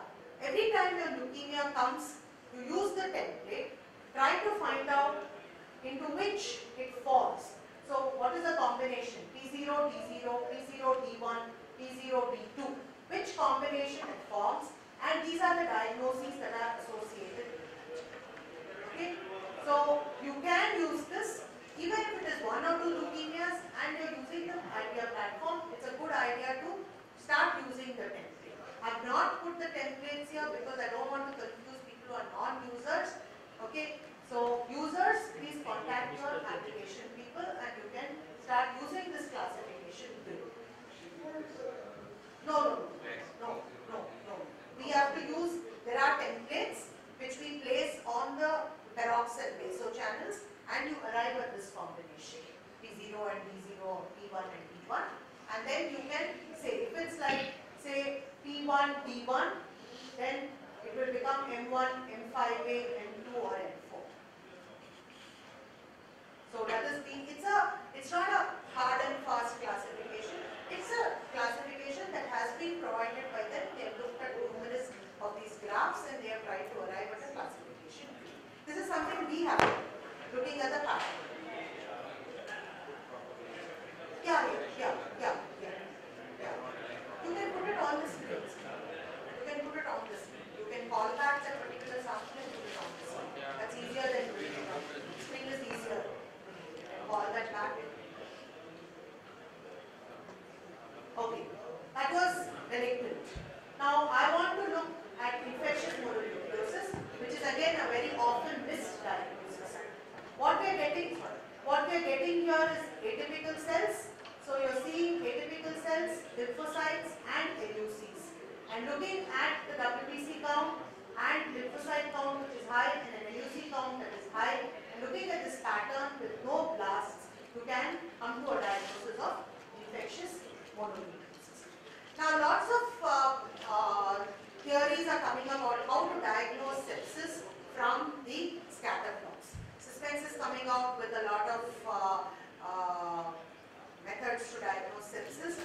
Now this is another way to diagnose sepsis, looking at the position of the neutrophils in the Perox chamber. Normally if you look at the neutrophils, it is like this. The scatter plot is straight across. Here it has a head-up position. Okay, head-up position of the neutrophil with an increased MPXI. Okay, and an increased mutex and mu5. I really don't know how we must use this to predict sepsis, but in the known case of sepsis, if you go back and look, you will find all this. This is how I think it can be done. I don't know if you can look at scatter plots and diagnose sepsis, but if your cases come from the surgical ICU or if your cases come from the medical ICU and you do look at something like this, then you can probably suggest them to look at sepsis, especially in cases where your total counts are still low. If your total counts are high and your CRP is high, then obviously it is sepsis, but without that, it's just a positional change in the neutrophil cluster with an increase in the MPXI.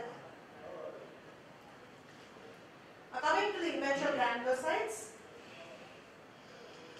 So this is the cluster of immature granulocytes like I showed you earlier. Immature granulocytes are both 2.5 the absolute value and the percentage. And this percentage is supposed to be significant, and there are normal values for the immature granulocytes, and anything above the normal values is supposed to again denote possible sepsis in the patient. A lot of importance is being attached to the Ig value, and we have to really see how clinically relevant it is. But what is the normal range for the Ig? See, normal range up to 3% they say is okay. Anything more than that requires review and requires clinical interference. But but there's no real hard and fast rule. What you should not have is actually correct, but when you really look at millions of cells, I think you will find them somewhere. That's the reasoning I applied. So because it should have been 0, but it's not.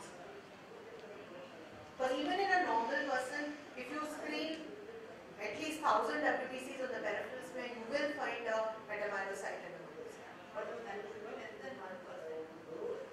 Yeah, but when we are looking on our smear, it must be the numbers. This is a value which is given by the manufacturer. It's not something that I know.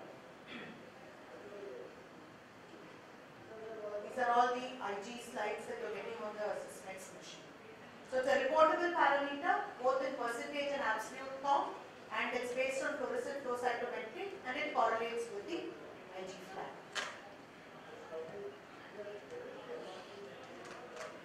So I've not gone totally into the depths of WBC. I thought I was asked not to speak too much about WBC because I think RBC pathology is what we see more in our laboratories than WBC pathology. So, and diagnosis of leukemia is no rocket science today.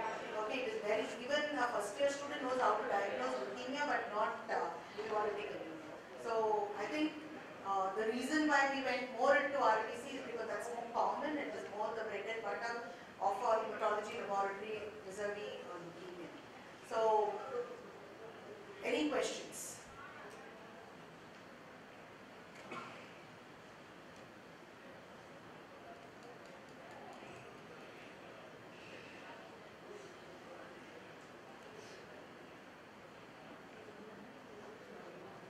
Sorry? Scatter plot of malaria on the extent. Most of the extents are malarias. Actually find it nowadays.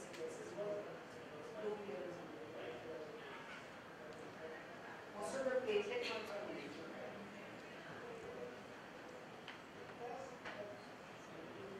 No questions. So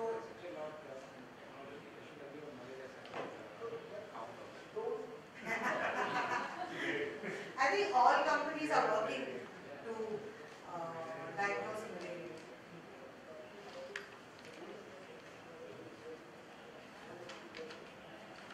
So I'm coming back to where we started.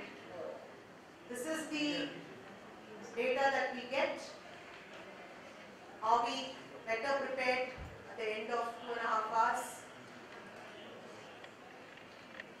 Yes or no? If it's no, that means I've done a very bad job. So just to sum up, that numbers are not sufficient to tell the entire story. Don't transfer numerical values. Look at the histograms and scatter plots, and they're waiting to speak to you if you care to listen. Make diagnosis of hematological disorders again. It's good fun, it's easy, and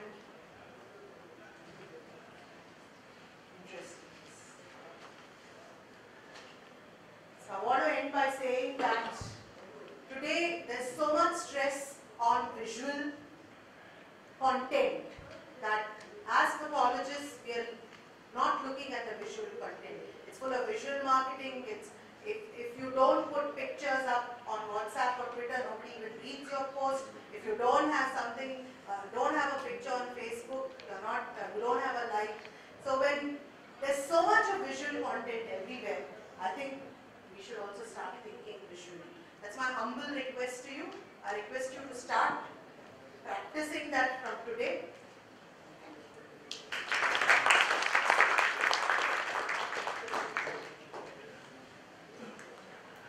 Thank you, madam, for the wonderful insights.